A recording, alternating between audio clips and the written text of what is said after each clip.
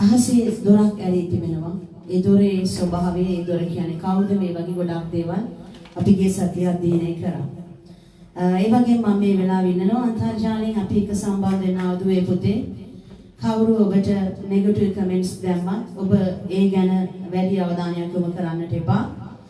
ඔබට පුළුවන් මේ වෙලාවේ වචනෙට පමණක් සවන් දෙන්න. මොකද මේ දේවල් වලින් ඔබව ඈතට ගෙනියන්න කරන්න පුළුවන් හැමදේම යක්ෂයා කරයි. ඒ නිසා කොයිම වෙලාවකවත් සාතන්ගේ උපක්‍රම වලට වහසු වෙන්නට එපා. ඔබ ජය ගන්න ඕනේ. හලෙලූයා. ඒ නිසා හැම දෙයක්ම අපි අමතක කරලා දේ වචනෙට පමණක් අපි මේ වෙලාවේ අපේ අවධානය යොමු කරමු. කී දෙනෙකුට මතකද මේ එලිතරම් 4 වෙනි පරිච්ඡේදයේදී මම ඔබට මේක කියවලා යම් දෙයක් බලාගෙන ඉන්න කියලා. කී දෙනෙකුට මතකද? සිංහාසනය. හරි. ආමේන්. ඒ කියන්නේ ඔක්කොමලා කියවලා තියෙනවා. කී සැරයක් සිංහාසනය කියන වචනේ මෙතනදී හම්බ වෙනවද? 11 වතාවයි කියන කෙනෙක් 15යි කියනවා. තවත් එක්කෙනෙක් ලොකු දුර කීවා තවක් හම්බුණාද? කොහොමද 15ක් හම්බුනේ?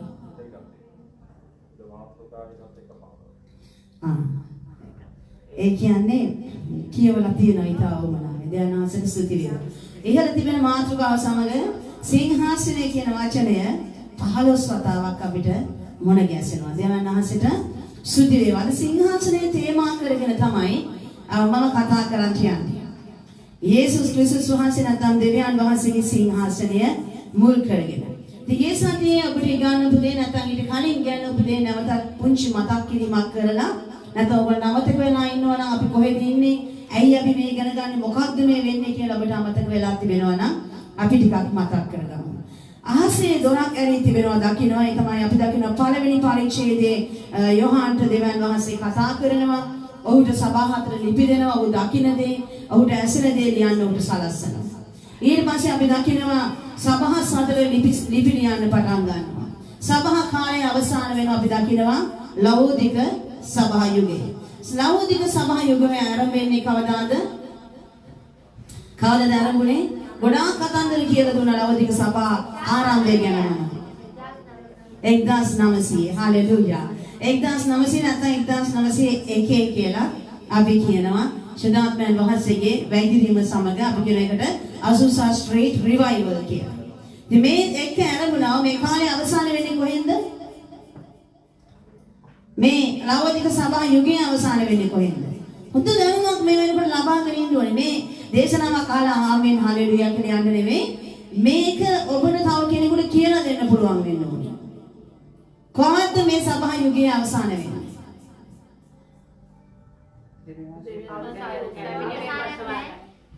අද ලොකු දු කියන අවසානයක් නැල්ල සභා යුගයට. ආමෙන් හalleluya. නිරන්ති හොද්දටම පාඩම තුන ධානාසික පැමිණීමේදී සභාව ඔසවා ගැනීමේදී සභා යුගය අවසానයි කියන. යාට හොඳ අත්පොළ සන්නාදයක් දෙන්න. බයිබලයක් ගත්තේ ඊයේ පෙරේද. ඊයේ සතියේ පෙරේද බයිබලෙ දුන්නේ. හalleluya. දෙවියන් වහන්සේට ස්තුතියි ප්‍රපාසයේ තිබෙන්නෝනි. දෙවියන් වහන්සේට මේ ලෞකික සභා යුගයේ අවසාන වෙන්නේ සභාව ඔසවා ගැනීමත් සමග. ඒ කියන්නේ දැන් ලෞකික සභා කාලය ඉවර වෙලාද? තාම නෑ. තාම අපි යන්නේ ඒ යුගය තුලයි. ඉතින් පසු අපි දකිනවා 4 වෙනි පරිච්ඡේදයට එනකොට මේ ඉන්පසු කියන වචනේ තිබෙන වැදගත්කම ගැන අපිට කියලා දුන්නා. ඒ යම් කිසි දෙයක් සිදු වෙනා ඉවර වුණාට පස්සේ ඊට පස්සේ සිදු වෙන දේ තමයි මෙතනදී කතා කරන්නේ. ඊපසු ආසේ දොරක් ඇරී තිබෙනවා. දුටිමි හොරණක ශබ්දයෙන් මා සමග කතා කරනවා. මා මාසු පරිවිණියාගේ හඬද මෙහි නැගී වරින්න මේ දේවලට පසුව දිය යුතු දේවල් නුඹට පෙන්වන්නේ කීය. අපි අද බලන්න යන්නේ ස්වාමීන් වහන්සේ කියනවා මින් පස්සේ වෙන දේවල්. ඒ කියන්නේ සභාව ඔසවා ගත්තායින් පස්සේ මේක හරිම වැදගත්. මේක හොඳට ඔබගේ ඔළුවට මේ වෙලාවේ දා ගන්න ඕනේ. මින් පසු සිද්ධ වෙන දේවල් නුඹට පෙන්වන්නේ නැගලා වරින් කියලා කියනවා. එතකොට මේ මින් පසු කියලා කියන්නේ සභාව ඔසවා ගත්තායින් පසුව සිද්ධ වෙන්න යන දේවල්. ඒ කියන්නේ දැන් සිද්ධ වෙන දේවල් මේ ඉරිදා පොතේ සඳහන් වෙන දේවල්ද මේ සිද්ධ වෙන්නේ? ගොඩක් අය කියනවා ඔව් කියලා. හැබැයි මේ වචනේ තුල අපි හොඳ දෙයක් මතක තියාගන්න ඕනි. සබාව ඔසවා ගත්තායින් පසුව සිද්ධ වෙන දේවල් තමයි යෝහාන්ට දෙවියන් වහන්සේ පෙන්නනවා කියලා ඔහුට කතා කරන්නේ. හැබැයි ගොඩක් දේවල් දැන් සිද්ධ වෙනවා. ඒ අවසාන කාලයේ සියල්ල සූදානම් වෙමින් පවතිනවා. මේ ලෝකයේ යක්ෂයා පිළිගන්න යක්ෂයාගේ රාජ්‍ය මේ ලෝකේ පිහිටවන්ට අවශ්‍ය කරන සියලුම භූමිකාව සියලුම භූමි තලය සකසමින් සිටිනවා.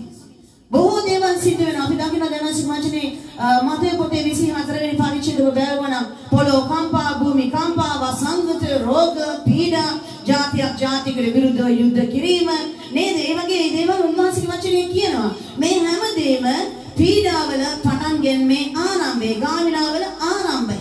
මේ දේවල් සිදු වෙනවන බලා දකින්නකොට බලා සැලෙන්න එපා, බය වෙන්න එපා කියලා උන්වහන්සේ කියනවා. මේවා අන්තිමේ නෙමෙයි.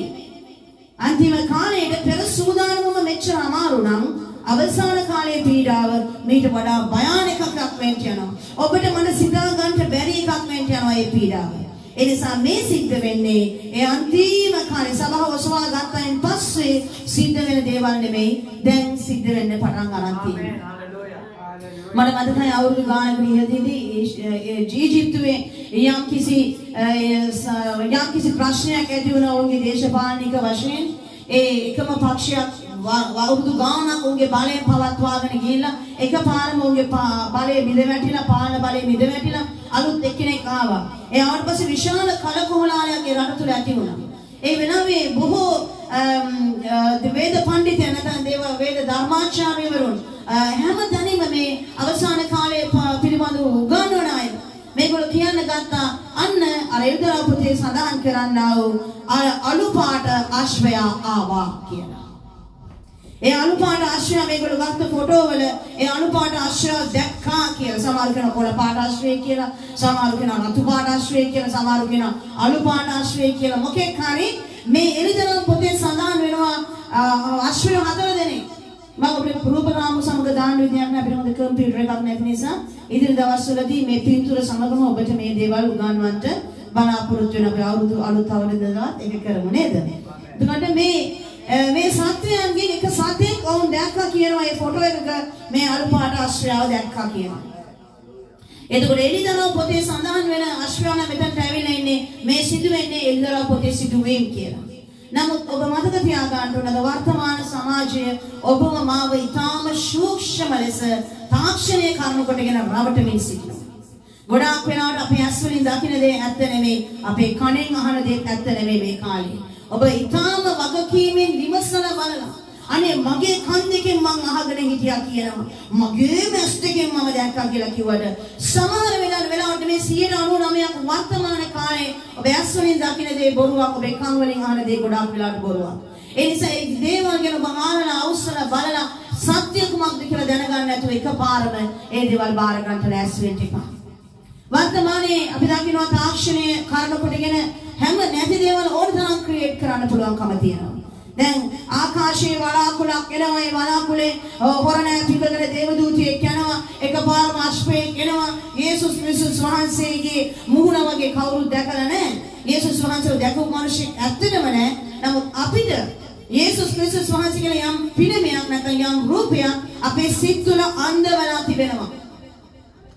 සාතන් යේසුස් වහන්සේ කියලා කියන අපි දන්න තරමේ මෙතනට විතර කොණ්ඩේ ඩොංකි කපපුව මෙච්චර විතර රැවුල තියෙන දිග ගවමක් දාගත්ත අතේ මෙතන හිලක් තියෙන සමහර යේසුස් වහන්සේලාගේ අත්වල මෙතන හිල් තියෙනවා. ගොඩාක් යේසුස් වහන්සේලාගේ මෙතන අත්වල හිල් තියෙනවා. ඔළුව වටේ ලොකු වලල්ලක් වගේ දිලිසෙන එකක් දාලා තියෙනවා. මේ වගේ ආයතන කෙනෙක් තමයි යේසුස් වහන්සේ කියන අපේ සිත් තුළ ඒ පිළිමය කොටලා ඉවරයි. ඒ රූපය කොටලා ඉවරයි. මේ වගේ කෙමෙන් අපේ ජීවිතවලට ඇතුළත් කරලා තිබෙනවා. අපේ ජීවිතවල නොතිබිය යුතු දේ. ගොඩාක් වෙලාවට අපේ ගෙවල් වල පිළිම නැහැ. අපි පිළිම අදහන්නේ රූප අදහන්නේ. නමුත් අපේ හෘදය තුළ මේ පිළිමයක් තිබෙනවා. මේ ෆොටෝ එක තියෙනවා. යේසුස් කියන්නේ මේ වගේ කෙනෙක් කියලා. මෙවැනි ෆොටෝ එකක් අපේ සිත් තුළ අපි තබාගෙන ඉන්නවා. ඒකට තමයි අපි ගෞරව කරන්නේ. මේ දේවල් අපේ හෘදයන් තුලින් යන්න ඕනේ. අපේ ගෙවල් වල නැති වුණාට අපේ හෘදයන් තුලින් යන්න ඕනේ. උන්වහන්සේව දකින්න පුළුවන් කිසි කෙනෙක් නැහැ. යේසුස් ක්‍රිස්තුස් වහන්සේට සමාන කොණ්ඩේ කපලා රැවුල ගානව මොකද වෙන්නේ? අපි උන්වහන්සේව පිළිගන්නේ නැති වෙලා යනවා. ඒ නිසා ප්‍රවේශම් වෙන්න ඕනේ අපි දකින දේවල් ගැන. Blue Beam Project කියලා ප්‍රොජෙක්ට් එකක් තියෙනවා වර්තමාන සමාජය තුළ. මේ Blue Beam Project එකෙන් පුළුවන් ඕනෑම වෙලාවක ඕනෑම දෙයක් අහසේ ක්‍රියේට් කරන්න, වලාකුළු කරුණුකට ගැන ක්‍රියේට් කරන්න. ආශ්‍රය යනවා වගේ, දේවදූතයෝ යනවා වගේ ගොඩාක් වෙලාවට මෙවැනි දේවල් ක්‍රියේට් කරන්න පුළුවන්. මට මතකයි වසර ගණනාවකට ඉහතදී එක්තරා දේවදූතයෙක් ආකාශයේ පියාසර කරනවා එහෙට මෙහෙට කැමරා කාචයකට හසු කරගෙන තිබුණා. ඊට පස්සේ මේ දේවදූතයා කොහෙද රටකට මම හිතන්නේ ඇමරිකාව පැත්තටම තමයි මේ වගේ දේවදූතයෙක් ආවත් එන්නේ ඒ වගේ රටවල් වලට තමයි. අපි වගේ දුප්පත් රටවල් වලට එන්නේ නැහැ. ඒ වගේ ආකාශයේ පියාසර කරගෙන ඉඳලා අනේ මේ දේවදූතයා කඩාගෙන වැටිලා පල්ලෙහාට. තටු ඔක්කොම ලෝකෙ ඇලිච්ච මොකෙද්ද වගේ දේවදූතයා කඩාගෙන වැටිලා බිමට කොහෙද ප්‍රදර්ශනය කරන්න කොහේ හරි මියුසියම් එකක තියලා තිබුණා. මිනිස්සු පොලිමේ ගියා ඒක ගිහින් බලන්න. ඉන්ටර්නෙට් එකේ මම දැක්කා ඊට පස්සේ අවුරුදු ගානකට පස්සේ අනේ නාකි වෙච්ච ලොන් හැලිච්ච මේ කුකුලෙක්ගේ පියාට ගැලෙවුවා මෙහෙම ඉන්නවා වගේ නාකි වෙච්ච මූණ ඔක්කොම ඇද වෙලා ගිය මේ මිනිස්සෙක් ඉන්නවා ඇතුලේ. මේ දේවදූතයා වයසට ගිහිල්ලා ලොන් හැලිලා පියාට හැලිලා. මිනිස්සු එකට ආමේන් ආමේන් hallelujah praise the Lord Jesus is coming soon කියලා මේවට ටග්ගාන ලියනවා. දකින්න ඕනම දෙයකට ආමේන් කියන්නේ පුදුමාකාර වේගයෙන් ශීඝ්‍රභාවයක් මනුෂ්‍යයා තුළ තිබෙනවා. හැම දෙයකම ආමේන් කියනවා. හැම දෙයකම හalleluya කියනවා. තමන් කුමක් සඳහාද හalleluya කියන්නේ? හැම තිස්සෙම මං කියන දේ ආමේන් කියන්නේ යේසුස් ක්‍රිස්තුස් වහන්සේට තිබෙන අලංකාර නාමයන්ගෙන් එක නාමයක්. ඒ නාමය නිකරුණේ විවරය කරන්න අපිට බෑ. නික්මයන් පුතේ උන්වහන්සේ කියන මාගේ නාමය නිකරුණේ විවරය කරන්න එපා. එසේ විවරය කළ මනුෂ්‍යයන් නිර්දෝෂ මනුෂ්‍යයෙක් කියයි මම පිළිගන්නේ නැහැ. අපි සියල්ල හරියට කරලා නැහැ. උන්වහන්සේගේ නාමය නිකරුණේ විවරය කරොත් අපි ඒතරදි වර්ධකාරයෙක් වෙනවා. ඇයි අපි නිකන් ආමේන් කියන්නේ? ඇයි අපි ඒවට හalleluya Jesus coming කියලා දාන්න කියන්නේ? අන්තිමට බලනකොට ඒක නිකන් ක්‍රියේට් කරපො නැත්නම් අපි දන්නවා දැන් අලුතෙන් ඕනම මූණක් දා ගන්න පුළුවන්. තමන්ගේම මූණ වගේ සිලිකෝන් වලින් එවැනි මූණු හදන. එවැනි ඇඳුමක් මාන්දලා මිනිස්සෙක් ඇතුළට වස්සලා දේවදූතයෙක් පහළට වැටෙනවා කියලා තනි කර ක්‍රියේට් කරලා ඒකෙන් මුදල් හම්බ කරගත්තා. අද ගොඩාක් අය කියනවා මොනවද කියන්නේ මම ස්වර්ගයට ගියා කියලා. අපේ කාලේ අපි එක කාලයක් මට මතකයි මමත් ඒක ගොඩාක් විශ්වාස කරා. එක්තරා තරුණියක් නේද කොයිද රටක ජෙසිකාද මොකක්ද නම ජෙසිකා නේ වෙන මොකක් කර නම අවුරුදු 18 ගෑන් ළමයි ඇන්ජෙලා එයා තරුණ වයසේ දෙවන් වහන්සේ පිළිය අරගෙන ඊට පස්සේ එයා කොහේ හරි යාචාවකට ගියාට පස්සේ ගෙදර ආවට පස්සේ එයා මැරුණා කියනවා. එයා මැරුණාට පස්සේ යේසුස් වහන්සේ ආවා කියනවා. එයාව අරගෙන ගියා කියනවා. යේසුස් වහන්සේ ආයෙත් කියලා පාතාලේ පෙන්වලු. මයිකල් ජැක්සන් හිටියලු අපායේ. එතකොට පාප් වහන්සේ හිටියලු අපායේ. තව කට්ටිය හිටියා කියනවා. ඒ කට්ටිය හිටියා කාටුන් බලපු ළමයි හිටියා කියන ඉතින් දේවනස් පොතක් පෑනක් දීලා මෙයාට ලියා ගන්න කිව්වලු. ඉතින් මෙයා මේ ඔක්කොම ලියාගෙන ආවා කියනවා. නමුත් මේ දේවල් අපි දේව වචනේ හරියට දන්නේ නැති නිසා අපි ඉක්මනට මේවා විශ්වාස කරා. මමත් විශ්වාස කරා. මමත් ඒවා කට්ටියට දුන්නා. මමත් ඒවා බලන්න කියලා මිනිස්සුන් උනන්දු කරා. මේ බලන්න මෙහෙම වෙනවා. දෙවියන් වහන්සේගෙන් අපි ඈත් වුණොත් අපි එසුනේ නැත්තම් අපි නිරයට ගියොත් මෙහෙම දේවල් වෙනවා කියලා කිව්වා. නමුත් මේ සත්‍යතාවයේ වචනේ විශුද්ධ වචනේ අපි ඉගෙන ගන්න ආවට පස්සේ මේක මම ඉගෙන ගන්න පටන් ගත්තාට පස්සේ මොනතරම් බොරුවක්ද මිනිස්සු අපිට කියන්නේ. මේ වගේ බොණ්ඩ පුරුදු වෙලා නැත්නම් මොන හරි දෙයකට වල්මත් වෙලා ඉන්නකොට මේ වගේ දේවල් එක එක විකාර පේන්න ගන්නවා.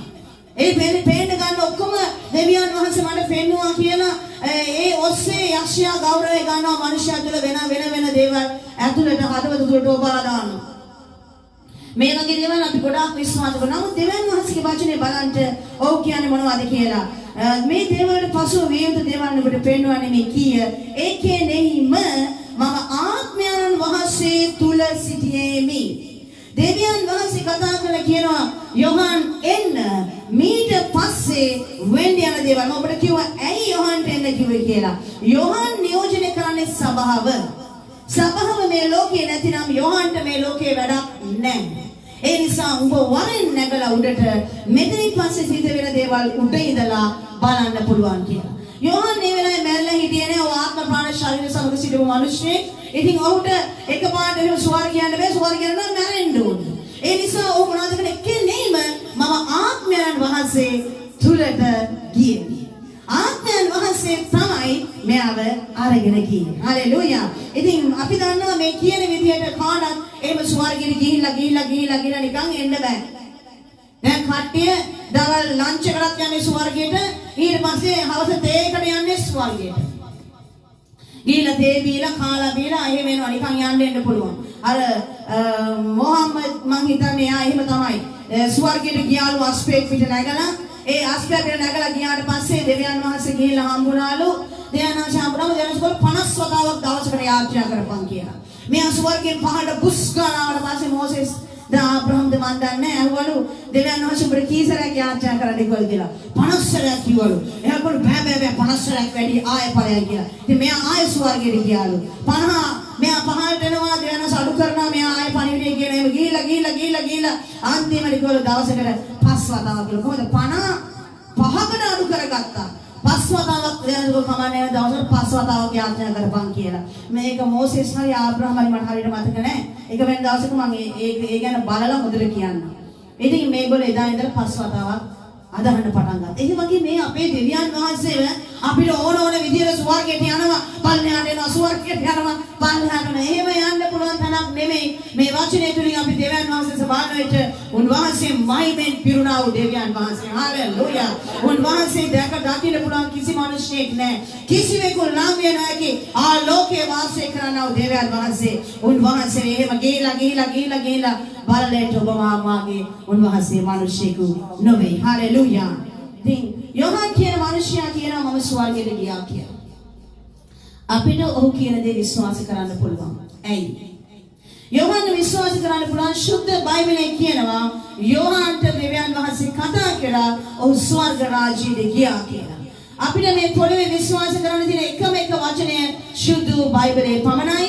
ඒක දේවානුභාවයෙන් දුන්නා වූ ලියවිල්ල සෑම කාලයකම මනුෂ්‍යයාට තරවටුවට ඉක්මවීමට ඉගැන්වීමට යුතුව යෝග්‍යව තිබෙනවා කියලා දේව වචනේ කියනවා. හලෙලූයා.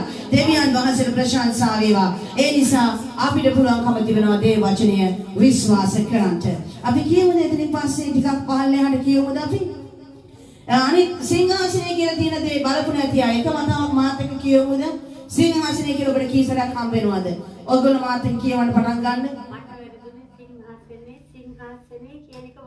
හරි අපි එකට කියවලා බලමු. එතකොට ඔබ 1 2 3 පුතේ කියවන්න. එතකොට ඔබ ගණන් කරගන්න සිංහාසනය කියන වචනේ කී වතාවක් ඔබට හම්බ වෙනවාද කියලා. එක්කෙනෙහිම මම ආත්මයන් වාසය තුල සිටියේ. එවිට ස්වර්ගයේ සිංහාසනයක් තිබුණේ. ඒකයි. ඒ සිංහාසනයේහි එක්කෙනෙක් වැඩ වුණසේක. ඒ වැඩ වූ තැන් වාසේ පෙනීමෙන් සූර්ය කාන්ති සහ ලෝහිතංක මණික් වලට සමානව සිටිසේක. සිංහාසනයේ අවට මරකටයට සමානව වෙන දියදුන්නක් තිබුණේ. ඒ සිංහාසනයේ වටේට ඔව් අපි මෙතන තප්පරයක් නතර කරනද පුතේ? ඒ කියන්නේම මම ආත්මයන් වහන්සේ තුල සිටියේමි. එවිට ස්වර්ගයේ සිංහාසනයක් තිබුණේය. මොනවද? යෝහන් ස්වර්ගයේ නැත්නම් ආත්මයන් වහන්සේ තුල ඔව් ස්වර්ගයට ප්‍රවිෂ්ඨ වෙනවා සමගම ඔහුගේ ඇස් වලට දකින්නේ මොකද්ද? මොනවද ඔහුගේ ඇස් වලට ගැටෙන්නේ? මොනවද ඉස්සනම දකින්නේ මොනවද? ස්වර්ගයේ මොනවද තියෙනවද? සිංහාසනයක් තියෙනවා දකින්නවා. යෝහන් මොනවද දැක්කේ නැත්තේ? ඔහු දැක්කේ නැත්තේ රාජ සභාවක්. ඔහු දැක්කේ නැත්තේ කාමරයක්. අද ගොඩාක් අය කියනවා මම ස්වර්ගයට ගියා එකපාරම ලොකු ගේට්ටුවක් තිබුණා. ඒ ගේට්ටුව ඇරියාට පස්සේ ගේට්ටුවේ මම ඇතුළට ගියා. ගේට්ටුවෙන් ඇතුළු වුණාට පස්සේ ලොකු කාමරයක් තිබුණා. ඒ කාමරේ යේසුස් වහන්සේ වාඩි වෙලා හිටියා. ඒ කාමරෙන් එහා පැත්තට යනකොට දේව දූතයෝ ගයක් හදා ඉන්නවලු රත්තරන් ගඩොල් වලින්. මේ පැත්තේ තව දේව දූත කොට්ටාශයක් රිදී වලින් හදාගෙන ඉන්නවලු. තවත් පැත්තක දේව දූතයෝ කොට්ටාශය තාම ගේ හදන ස්වර්ග ඉවර නෑ අපිට යන්න බෑ ඒ නිසා. තව කට්ටියක් තවත් ලෝහ වර්ගයකින් හදා ඉන්නවලු. ඉතින් මෙයා ගිහිල්ලා ඇහුවලු ඔයා මොනවද ඔයගොල්ලෝ ඔය කරන්නේ කියලා. එතකොට කිව්වලු මේ පොළවේ මිනිස්සු වැඩ කරන විදිය තමයිලු මේ ස්වර්ගයේ දේව දූතයෝ වැඩ කරන්නේ. ඒ කියන්නේ මේව කාලා ගිහලා නිදාගෙන රෙස්ට් එකක් අරගෙන පැය 6ක් කෝපි බීලා තේ බීලා එනකලුත් දේව දූතයෝත් එහෙ රෙස්ට් එකක් අරගෙන මේගොල්ලෝ වැඩ කරන විදිහට තමයි ඒගොල්ලෝ කරන්නේ. මේ ඔක්කොම මනක්කල්පිත දේවල්. දේව වචනේ සඳහන් නොවන කිසිම දෙයක් අපේ ජීවිතේ අපිට විශ්වාස කරන්න බෑ.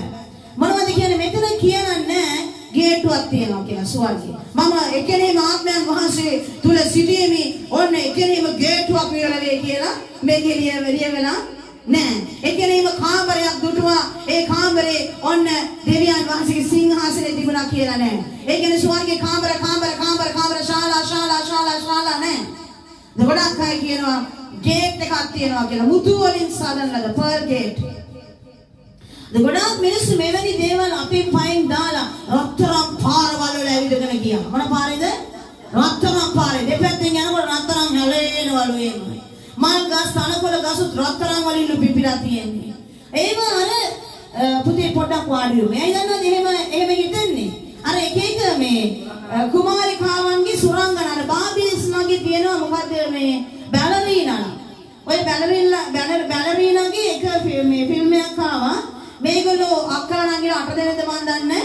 මේගොල්ලෝ ඔක්කොම 12ක්. මේගොල්ලෝ ඔක්කොම ගිහලා වට රවුමක නටනට ඉන්නකොට මැද ඇරෙනවා. ඇරෙනාන් පස්සේ මේගොල්ලෝ ඒකෙන් යටට බහලා ගියාම මේක වැහෙනවා. ඒකේ අර මල් වලින් රත්තරන් වැහෙනවා.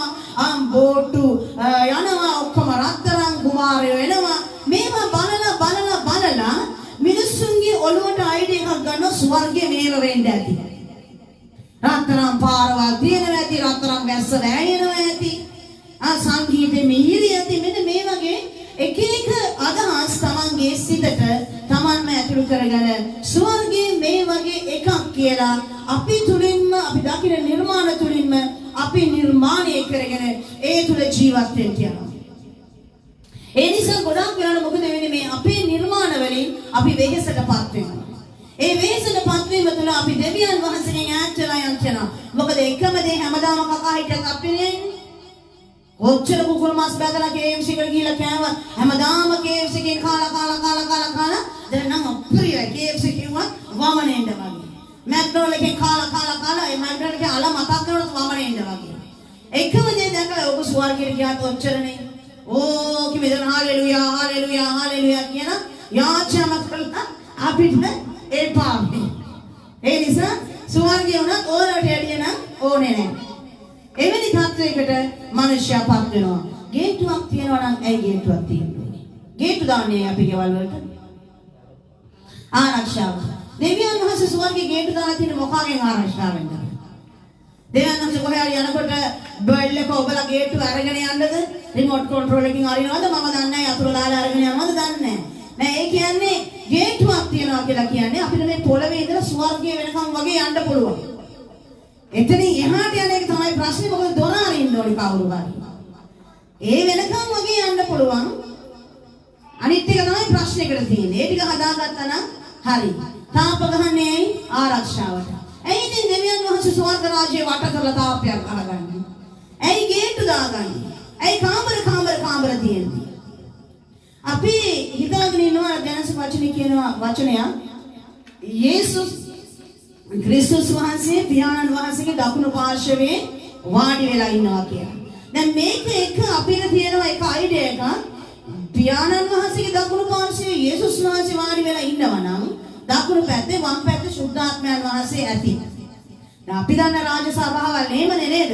රාජ්‍යරුව මැද හිටගත්තාම මැති ඇමතිවරු පොලිමේ වටේටම වාඩි වෙනවා.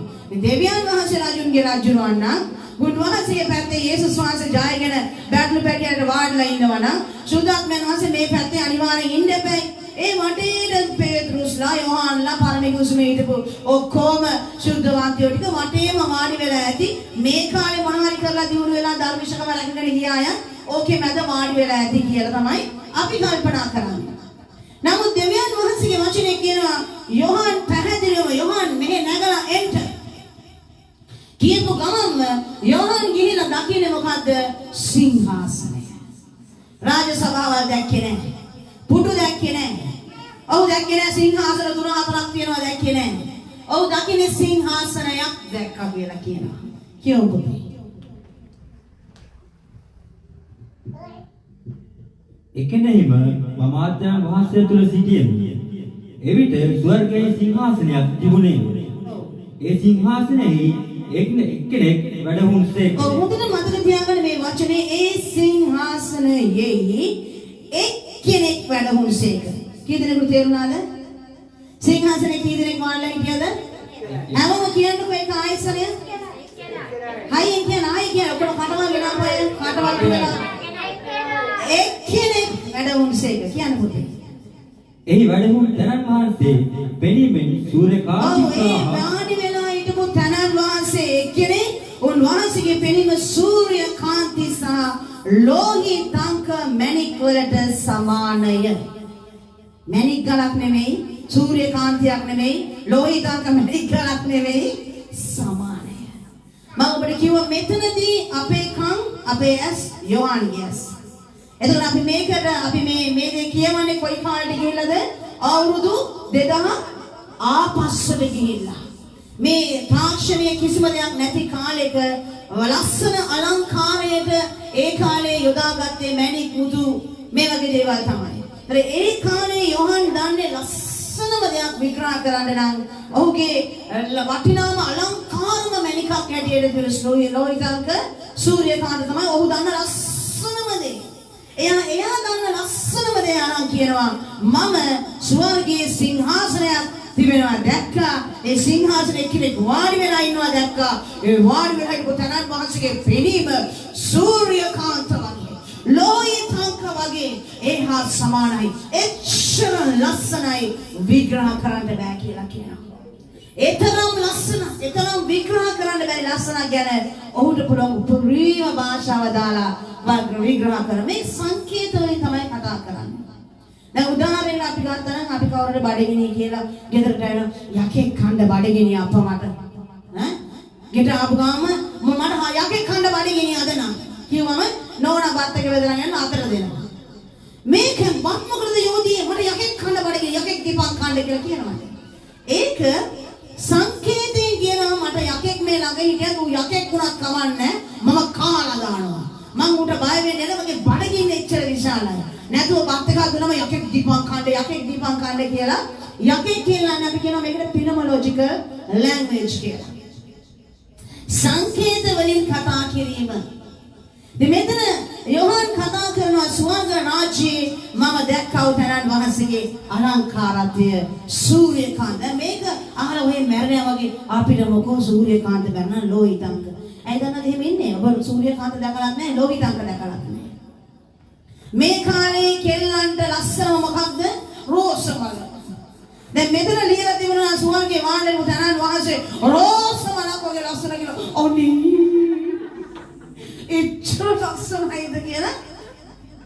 අද කාලේ ලස්සන ඕක තමයි. මම දන්නේ කොල්ලන්ගේ ටේස්ට් එක මම දන්නේ නැහැ මොකක්ද කියලා. ඒගොල්ලෝ නම් Apple phone එකක් මේ වගේ දේවල් තමයි දැන් කාලේ කොල්ලෝ ආස. බයිසිකලයක් ඒ ස්වර්ගයේ වාඩි වූ තනන් වහන්සේ බයිස් මෝටර් සයිකලයක් වගේ කිව්වනම් එච්චර ලස්සනද කියලා. කාර් එකක් වගේ කිව්වනම් කොල්ලන්ගේ ඔළුවේ මේ මෙච්චර ලස්සනද BMW එකක් වගේ, ලිමසීන් එකක් වගේ. මොකද මොන කිනියද ලොකුද? ලැම්බෝගිනිය වගේ. එහෙම කියලා කිව්වනම් කොල්ලන්ගේ ඔළුවල මොකද චිත්‍රයක් නෙමෙයි මේ වගේ වෙන්න ඇති. දැන් මෙතන සූර්යකාන්ත ලෝහිතංක කියවම කිසි ගාණක් නැහැ. ඇයි මේ ලෝහිතංක දැකලත් නැහැ? මොන රෝඩි රත්තරන් කෑල්ලක් ගන්න කනට දා ගන්න නැති අපිට මොන ලෝහිතංකද මොන සූර්යකාන්තද? අපිට ඒකේ වටිනාකම තේරෙන්නේ නැහැ. නමුත් මම ඔබට කියන්නේ මේ වචනේ තුලින් ස්වාමීන් වහන්සේගේ අලංකාරත්වය ගැන විග්‍රහ කරන්න බැරුව ඉන්නවා. ඔහු දන්නා උපරිම භාෂාව යොදමින් දෙවියන් වහන්සේගේ ලස්සන අලංකාරත්වය ගැන ඔහු කතා කරනවා. යෝහන් කියන විදිහට මුළු ස්වර්ග රාජ්‍යයම සිංහාසනය. හලෙලූයා. මුළු ස්වර්ග රාජ්‍යයම සිංහාසනයෙන් පිරී තිබුණා කියලා කියන. ඒ නිසා ගේට්ටු නැහැ අපිට ස්වර්ගයට යනකොට. පර්ල් ගේට්ටු නැහැ, රත්තරන් පාරවල් වලින් යන්න නැහැ. රත්තරන් යනකොට ටිකක් කන සාක්කු විදා ගන්න යන්න බෑ. ඒවා එහෙ නැහැ. හැබැයි ගොඩක් අය ගිහිල්ලා එනවා. යෝහන් මේ ස්ථානයේ ඊටාම සරලව කියනවා දෙයක්. මොනවද කියන්නේ? මේ සිංහාසනයේ එක්කෙනෙක්. එහෙම නේද පුතේ කියන්නේ? සිංහාසනයේ එක්කෙනෙක්. මොනවා වාඩි වෙලා හිටිය කියලාද කියන්නේ? ඔව් සිංහාසනේ එක්කෙනෙක් වැඩහුන්සේක. අපි හිතන්නේ දැන් මේක සිංහාසනේ අපි මෙහෙම කියෝනේ අංකෝ. ඒ කෙනෙහිම මම ආත්මයන් වහන්සේ තුල සිටියෙමි. ඒ ස්වර්ගීය සිංහාසනයක් තිබුණේය. ඒ සිංහාසනේ එක්කෙනෙක් වැඩහුන්සේක. ඒ වැඩහුන් තනන් වහන්සේ පෙනීමේ සූර්යකාන්ත සහ ලෝහිතාංග මණික් වල සමානයි. කීසේක? ඉවරයි. ඒ ස්වර්ගයේ ගියාලු යෝහන සිංහාසනයක් තිබුණා. ඒක එක්කෙනෙක් වඩා නිකම් මණික් කලක් වගේලු. සූර්යකාන්ත වගේලු ලෝහිතාංග වගේලු එක්කෙනෙක් වාරණ ගිටිනවා. දැන් අපිට මෙහෙමනේ තේරෙන්නේ. ඒකනේ ඇත්ත. අපිට තේරුනේ ඔච්චර තමයි. නමුත් මෙතන යෝහන් කියන්නේ ඒක නෙමෙයි. යෝහන් කියන්නේ ඊට වැඩි ගොඩාක් වෙනස් දෙයක් යෝහන් කියන්නේ. මම ස්වර්ගයට ගියා. ස්වර්ගයට ගියාම මුළු ස්වර්ගයේ රාජ්‍ය සිංහාසනය ඒ සිංහාසනේ එක්කෙනෙක් වාඩි වෙලා හිටියා. උන්වහන්සේගේ පෙනීම සූර්යකාන්තිය වගේ. ලෝහිතාංග මණික් වගේ අලංකාරයෙන් පිරුණු උතරන් වහන්සේ. හැබැයි මේ එක්කෙනා කියන තැන මේ ඒක වචනය තුල බහුදයක් පෙන්වනවා. ඒක වචනය තුල බහුදයක් පෙන්වනවා. දැන් අපි මේකට කියන්නේ මොකක් කියලාද? සභාව. මේ සභාව කියන්නේ ඒක වචනයක්. නමුත් මේ සභාව තුල අපි හැමෝම ඉන්නවා. ඒක වචනයක් තුල බහුදේ පෙන්වුම් කරනවා. එතකොට මේ වගේ තමයි යෝහන් කියනවා මම ස්වර්ගයට ගියා. ඒ ස්වර්ගයේ සිංහාසනේ එක්කෙනෙක් වාඩි වෙලා හිටියා. මේ ග්‍රීක වචනයෙන් දෙන්නා වූ අර්ථය තමයි ඒක වචනයක්. නමුත් මේ ඒක වචනය තුල බහුදයක් පෙන්වුම් කරනවා. ඒක වචන බහු වචන දන්නවනේ කියන බලන්න. ඒක වචනෙන් එන බහු දේවල් ටිකක්. මොකද නිකන් ඉන්න දුන්නම කට්ටියට නින්ද යනවා. අමාරු එක අමාරුකම් හැදෙනවා. කියන්න බලන්න ඒක වචනේ තියෙන බහු දේවල් ටිකක් කියන්න බලන්න. ඕන දේවල්. ඒක වචනේ බහු දේවල් පෙන්නන්නේ කොහොම ගේ ගෙවල්. එකක් තුල තියෙන බහු දේවල්. ඔව්. පන්තියේ මේක නේද? 20ක් 25ක් ඉන්නවා. 20ක් 25ක් හිටියා. ඒක පන්තිය. පන්ති කාමරය. ඒ වගේ ඒක වචනයක් තුල බහුදේ පෙන්වුම් කරනවා. ඉතින් යෝහන් කියනවා මේ වෙලාවේ මම ස්වාමීන් වහන්සේ දැක්කා නැගිටලා කියවන්නේ. මාරුවේ කට්ටිය කකුල් රිදෙනවා නම් නැගිටිනවා, ඉඳ ගන්නවා නැගිටිනවා, ඉඳ ගන්නවා. කමක් නැහැ මාරුවේ කියන කට්ටිය බෙදා හදාගෙන. සිංහාසනය ආවට මරකතයට සමානව පෙනෙන දේ දුන්නක් තිබුණේ. ඔව්. ඒ සිංහාසනේ වටේට මොනවද තිබුණේ? මේ සිංහාසනේ වාඩි වෙලා ඉන්න එක තනන් වහන්සේ නැත්තම් මේ සිංහාසනේ වාඩි වෙන එක්කෙනා ගැන මේ යෝහන් මේ ස්ථානයේ ඔබට මට පෙන්වලා දෙන්නේ මම එකෙනීම ආත්මයන් වහන්සේ තුල සිටියෙමි. මම ස්වර්ගයට ගියාම දැක්ක සිංහාසනයක්. මේක හොඳට ඔබ නැවත ඔබගේ අතුලාන්තයේ දින වෙන පින්තූර චිත්‍ර වලින් එළියට එන්නයි මම ආයෙ මේක කියන්නේ. සිංහාසනේ වාඩි හිටිය එක්කෙනෙක් ඒ එක්කෙනා පියාණන් වහන්සේ විතරක් නෙවෙයි. ඒ සිංහාසනේ වාඩිලා හිටිය පියාණන් වහන්සේ විතරක් නෙමෙයි. ඒ සිංහාසනේ වාඩි හිටපු තනන් වහන්සේ පියාණන් වහන්සේද පුත්‍රයාණන් වහන්සේද සුද්ධාත්මයන් වහන්සේද ත්‍රිත්වයේ එකම දෙවියන් වහන්සේ එකට එක්කෙනෙක්ව සිංහාසනේ වාඩි වෙලා හිටියා කියලා කියනවා. හalleluya. හොඳට අපේ සන්නාගතිය ප්‍රීස් මේ වගේ දෙවියෙක් ඉන්නේ ඔබට මට විතරයි පුතා. ආයෙත් නෑ මොනතරම් අපි ආශිර්වාදද මොනතරම් භාග්‍ය ලස්සන ගන්න. හalleluya. ඒකම තනන් වහන්සේ කෙනෙක්ව සිංහාසනේ පියා පුත්‍රයා සුද්ධාත්මයන් වහන්සේව ලෝහිතාංග මරකත වගේ අලංකාරව සූර්යකාන්ත වගේ වාඩි වෙලා ඉන්නවා දැක්කා. හalleluya. මොනතරම් සතුටක්ද මොනතරම් ප්‍රීතියක්ද. ලෝහිතාංග මරකත වගේ දෙවියන් වහන්සේගේ අලංකාරත්වය විග්‍රහ කරන්න බෑ. උපරිමයෙන් උන්වහන්සේගේ ලස්සන ගැන යෝහන් කතා කරනවා. මේ නිසා තමයි අද ලෝකේ ඉන්න හැම දෙවි කෙනෙක්ම බලන්න අරගෙන හැම ලෝකේ ඉන්න දෙවි කෙනෙක්ම අරගෙන බලන්න ඒ දෙවිවරු කොහොමද මුඩේ ඉඳලා යටටම රත්තරන් පුරවගෙන ඉන්නේ. ඇයි අපේ දෙවියන් වහන්සේගේ අලංකාරත්වය විග්‍රහ කරලා තියෙන්නේ මෙහෙමයි. උන්වහන්සේගේ මුහුණ සූර්යකාන්තියක් වගේ. උන්වහන්සේගේ පෙනුම ලෝහිතාංග වගේ. ස්වර්ගයේ මුතු පාරවල් තියෙනවා, රත්තරන් පාරවල් තියෙනවා. ඒ නිසා ගොඩාක් දෙවිවරු මොනවද කරන්නේ? රත්තරන් බාස්පේ පිට නැගලා යනවා රත්තරන් මොණරු පිට නැගලා යනවා රත්තරන් මෙතනලා මෙතනට දාගෙන ඉන්නවා අද ගොඩාක් දේවරුන්ට ඇස් ගොඩක් තියෙනවා මේ පදේ කොට බලපි ඇස් ගොඩාක් තියෙන දේවරු ඉන්නවා මෙතන හැක් තියෙනවා මෙතන හැක් තියෙනවා 65ක් විතර තියෙන දෙවිවරු ඉන්නවා හැමතැනම මේක කරගෙන ඉන්න විවිධාකාර දේවරු ඉන්නවා ඇයි අපේ දෙවියන් වහන්සේ මේ වගේ කියන අපේ දෙවියන් වහන්සේගේ වචනේ විග්‍රහ කරලා තියෙන නිසා ලෝකේ දෙවිවරුන් මිනිස්සුනේ හදන්නේ නැත දෙවිවරු වෙලා හදාගන්න නෙමෙයිනේ මිනිස්සු තමන්ගේ දෙයියන්ව මේ වගේ පොඩක් පොෂ් විදියට රාත්‍රී ටිකක් එහෙම දාලා මැණික් ගාල් ටිකක් එහෙම අතට පායට දාලා කරට කනට දාලා දෙයියන්ට ගෙදර උන්ට නැතුණක් කමන්නේ දෙයියෝ කන කර දාගෙන ඉන්න ඕනේ ඒක සින්දුවක් දෙනවා දෙවලෙන් සාප්පුවේ ඉන්න බෝනික්කට පවා රත්තරන් බඩු ලස්සන සාරි තියෙනවා මගේ නංගියේ උඹට සාරියක්වත් උඹට පොඩි මාලයක් අරන් දෙන්නවත් අයියට පුළුවන් කමක් නැහැ නේ කියලා. ඊටාම දුක්බර සින්දුවක් තියෙනවා. කොච්චර ඇත්තද නේද? සාප්පුවේ ඉන්න බෝනික්ක කොච්චර ලස්සන ඇඳගෙන ඉන්නවද? මොනතරම් කන කර බඩු දාගෙන ඉන්නවද? බලන්න මිනිස්යාගේ අද වතේ ඇඳුම නැති මිනිස්සු ඉන්නවා. අදින අකමැති කමට නෙමෙයි සමහර සල්ලි වැඩි කමට පෙළට අඳින්න නැතුව එළුවෙන් යනවා. අදින්න ඕනේ කාට අදින්න නැතුව එළුවෙන් ඉන්නවා. මේ සමාජයේ ඒ වගේ අද එක පක්ෂ එක ආගමකට පක්ෂ තියෙනවා. මුස්ලිම් කොංග්‍රස් ඒගොල්ලන්ට විතරයි ඒ පක්ෂය. තමිල් කොංග්‍රස් දෙමළයිට විතරයි. එක ආගමකට හරියන්න පක්ෂ තියෙනවා. ක්‍රිස්තියානි විතරයි කොංග්‍රස් එකක් නැති ධානසන් ප්‍රශංසාව වර තියෙනවක් දන්නේ නැහැ. තියෙනවා නම් මට සමාව වෙන්න මම දන්න තරමින් නැහැ. අපේ දෙවියන් වහන්සේ කිව්වේ නෑ ඔබට ස්වර්ගයෙන් ඕන නම් ළඟ ඉන්න කව බාවපන් කියලා. එක බාවලා වරේ තෝගේ ආත්මදු පරම්පරාව ස්වර්ගයට ගන්නම් කිව්වේ නෑ. එච්චර අසික්කිත දෙවි කෙනෙක් අපේ නැති නිසා උන්වහන්සේ ප්‍රශංසාව. මනුෂ්‍ය ජීවිතයක වටිනාකම දන්නේ නැති. මුර්ගා කාසිතුණා.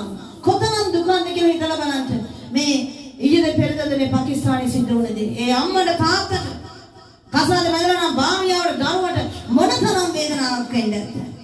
ගහනම මරණ ඒ ශරීරේ පුච්චලා දාලා මොනක් කරා කියලාද? තමන්ගේ නාගි කෙනෙක්ව දූෂණය කරා කියලාද? තමන්ගේ තිබුණ දෙයක් හොරකම් කරා කියලාද? මොනවද දෙයක් කරා කියලාද? මෙතරම් දන්නෝ ඒ ගෙදර ගැන කල්පනා කරලා බලන්න. දහ මාසයක දරුවෝ කුසෙත් යන්නේ වදපු අම්මගේ වේදනාව ගැන හිතලා බලන්න. මොන වේදනාවක්ද? දෙවියෝ වෙනුවෙන් මිනී මරණ කාලේ හැදින්නේ ඉවරයි. නමුත් අපේ දෙවියන් වහන්සේ අපි නිසා උන්වහන්සේ එකම එකවර පූජා වුණා. හාලෙලූයා. අපිට කාවත් මරන්න ඕනේ අපි ස්වර්ගයට යන්න. යේසුස් ක්‍රිස්තුස් වහන්සේගේ මමයි දොරටුව. මා කාර්යපරිගෙන මිස කිසිවෙකුට එන්න බෑ ස්වර්ග රාජ්‍යයට. හාලෙලූයා. දෙවියන් වහන්සේට ප්‍රශංසා වේවා. ඒ නිසා අපිට ලෝකේ ඉන්න දෙවිවරු වගේ දෙවිවරු නැති නිසා දෙවියන් වහන්සේට ප්‍රශංසා වේවා. හොඳට ස්තුති කරන්න උන්වහන්සේ ස්වාමීනි ලෝකේ දෙවිවරු වගේ දෙවිවරු අපිට නැති නිසා ස්තුතියි. හාලෙලූයා. ඒ වගේම යෝහන් කියනවා සිංහාසනය අවට මරකතේන සමාන පෙනෙන දේ දුන්නක් තිබුණේ. ඔක්කොම සමානවා. වැනි පෙනි සමාන. ඒ හැම දෙයකදීම මෙයා කියන්නේ යන්නේ this is not exactly මම කියන දේ නෙමෙයි මේ 100% වගේ වැනි. ඒ කියන්නේ මට ඒක විග්‍රහ කරන්න බෑ. මම දන්න උපරිම දේ මම ඔයගලන්ට කියනවා.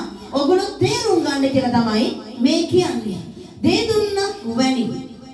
මේකට අර්ථ දෙකක් තියෙනවා. මම ඒක වෙන වෙලාවකට ආයසරයක් මේක රූප සටහන් එක ගන්නකොට ඒකත් කියන්නේ. නමුත් මෙතනදී අපි එක තේමාවක් පස්සේ යනවා. මෙතන මෙයා කියන දේ දුන්නක් වැනි. මේ දේ දුන්නක් වැනි කියනකොට යෝහන් ඒ කාලේ දන්නේ පාට වලින් ගොඩාක්ම පාට තියෙන තැනක් නම් දේ දුන්න තමයි. දැන් අපේ කාලේ වගේ පාට ඒ කාලේ තිබුණේ නැහැ. ඉන්ටර්නෙට් එකේ ඉස්සර ගියා ෆොටෝ එකක් මේ පැත්තේ කෙල්ලෙක් ඉන්නවා මේ පැත්තේ කොල්ලෙක් ඉන්නවා ඔයගොල්ලෝ දකින්න ඇති මේ පැත්තේ ඉන්න කෙල්ලට පේනවා රතු කහ දම් රෝස නිල් කියලා පේනවා අර පැත්තේ ඉන්න කොල්ලට පේන්නේ මේ සම්පූර්ණ දේ දුන්න රතු පාට එකක් කොල්ලට පේන්නේ ඔක්කොම රතුවට මේ කෙල්ලට පේනවා තියෙන පාට ඔක්කොම දැන් කොල්ලෙන්ගේ මේකේ අපේ ගෙදර මම රතු පාට ෂර්ට් එකක් ගන්න එළියට දැම්මොත් මෙයා අහනවා මේ රතුද කියලා. මම කොහොමද ඔක දාම් කියලා. එයා කියනවා ඔක දාම් නෙවෙයි කියනවා. ඕක වෙන පාටක් කියනවා. ඉතින් ওই ෂර්ට් වලට ලොකු මට දාම් එයාට රතු. එයාට රතු මට දාම්. එතකොට මට අලු එයාට වෙන මොකක්ද? මේ වගේ පාට වල අපිටම මෙච්චර කන්ෆියුෂන් එකක් තියෙනවා නම් යෝහන්ට දේ දුන්නක් විතරක් පාටේ දේ දුන්නේ වැඩිපුරම පාට තියෙන තැන දේ දුන්නේ විතරයි. ඔහු කොච්චර කන්ෆියුස් වෙන්න ඕනේද? බැලුවා මේක කියන්න යෝහන් කොහොමද මම මේක කියන්නේ? මේක කියා ගන්න විදිහක් නැහැ. ඊට පස්සේ එකපාරම කො දේ දුන්නක් වගේ. එච්චර අලංකාරයි වහන්සේ කියලා කිව්වා. එතකොට මේ දේ දුන්න ගැන අපි තව කතා කරනවා මේ දේ දුන්න ගැන පොරොන්දු දෙනවා ධ්‍යානහසේ නෝවාට. හලෙලූයා. යේසුස් ක්‍රිස්තුස් වහන්සේව ඒ ස්ථානයේ සිංහාසනේ නියෝජනය වෙනවා කියලා තවත් විදිහකින් අපිට ඉගෙන ගන්න පුළුවන්කම තියෙනවා. ඉතින් මේ දෙවියන් වහන්සේගේ අලංකාරත්වය ගැන තමයි මේ යෝහන් කතා කරන්නේ. සූර්යකාන්ත කියලා කියන අපි දන්නවා ගොඩක් වෙලාවට බෙන්ජමින් ගෝත්‍රය කියලා ලෝහිතංක කියලා කියන්නේ යුදා ගෝත්‍රය. මේ ඔබ ඒපොත් සැටේ ගැන නැත්නම් උතුම් පූජකයාගේ ඇඳුම ඒපොත් සැටේ ඔයගොල්ලෝ තාම ඉගෙනගෙන නැහැ. මේකෙන් පස්සේ මම ඔබට කාලය හමුන දෙක සෙනසුරාදාවක ඒපොත් සැටේ තාම වැදගත් මේ බයිබල් පාඩමට. මේ පොත් සැටේ ඇඳගෙන ඉන්න පූජක ඔබ සමාජයේ පින්තූරයක් දැකලා ඇති. මේ ස්ථාන ලොකු මකුටයක් තියෙන ඔළුවේ මේ හරිය තියෙන රත්තරන් වලින් පුංචි බෑන්ඩ් එකක් දාලා තියෙනවා. මේ හරිය තියෙන රත්තරන් මැණික් ගලක් ඒ වගේම මෙතන තියෙනවා මැණික් ගලක්.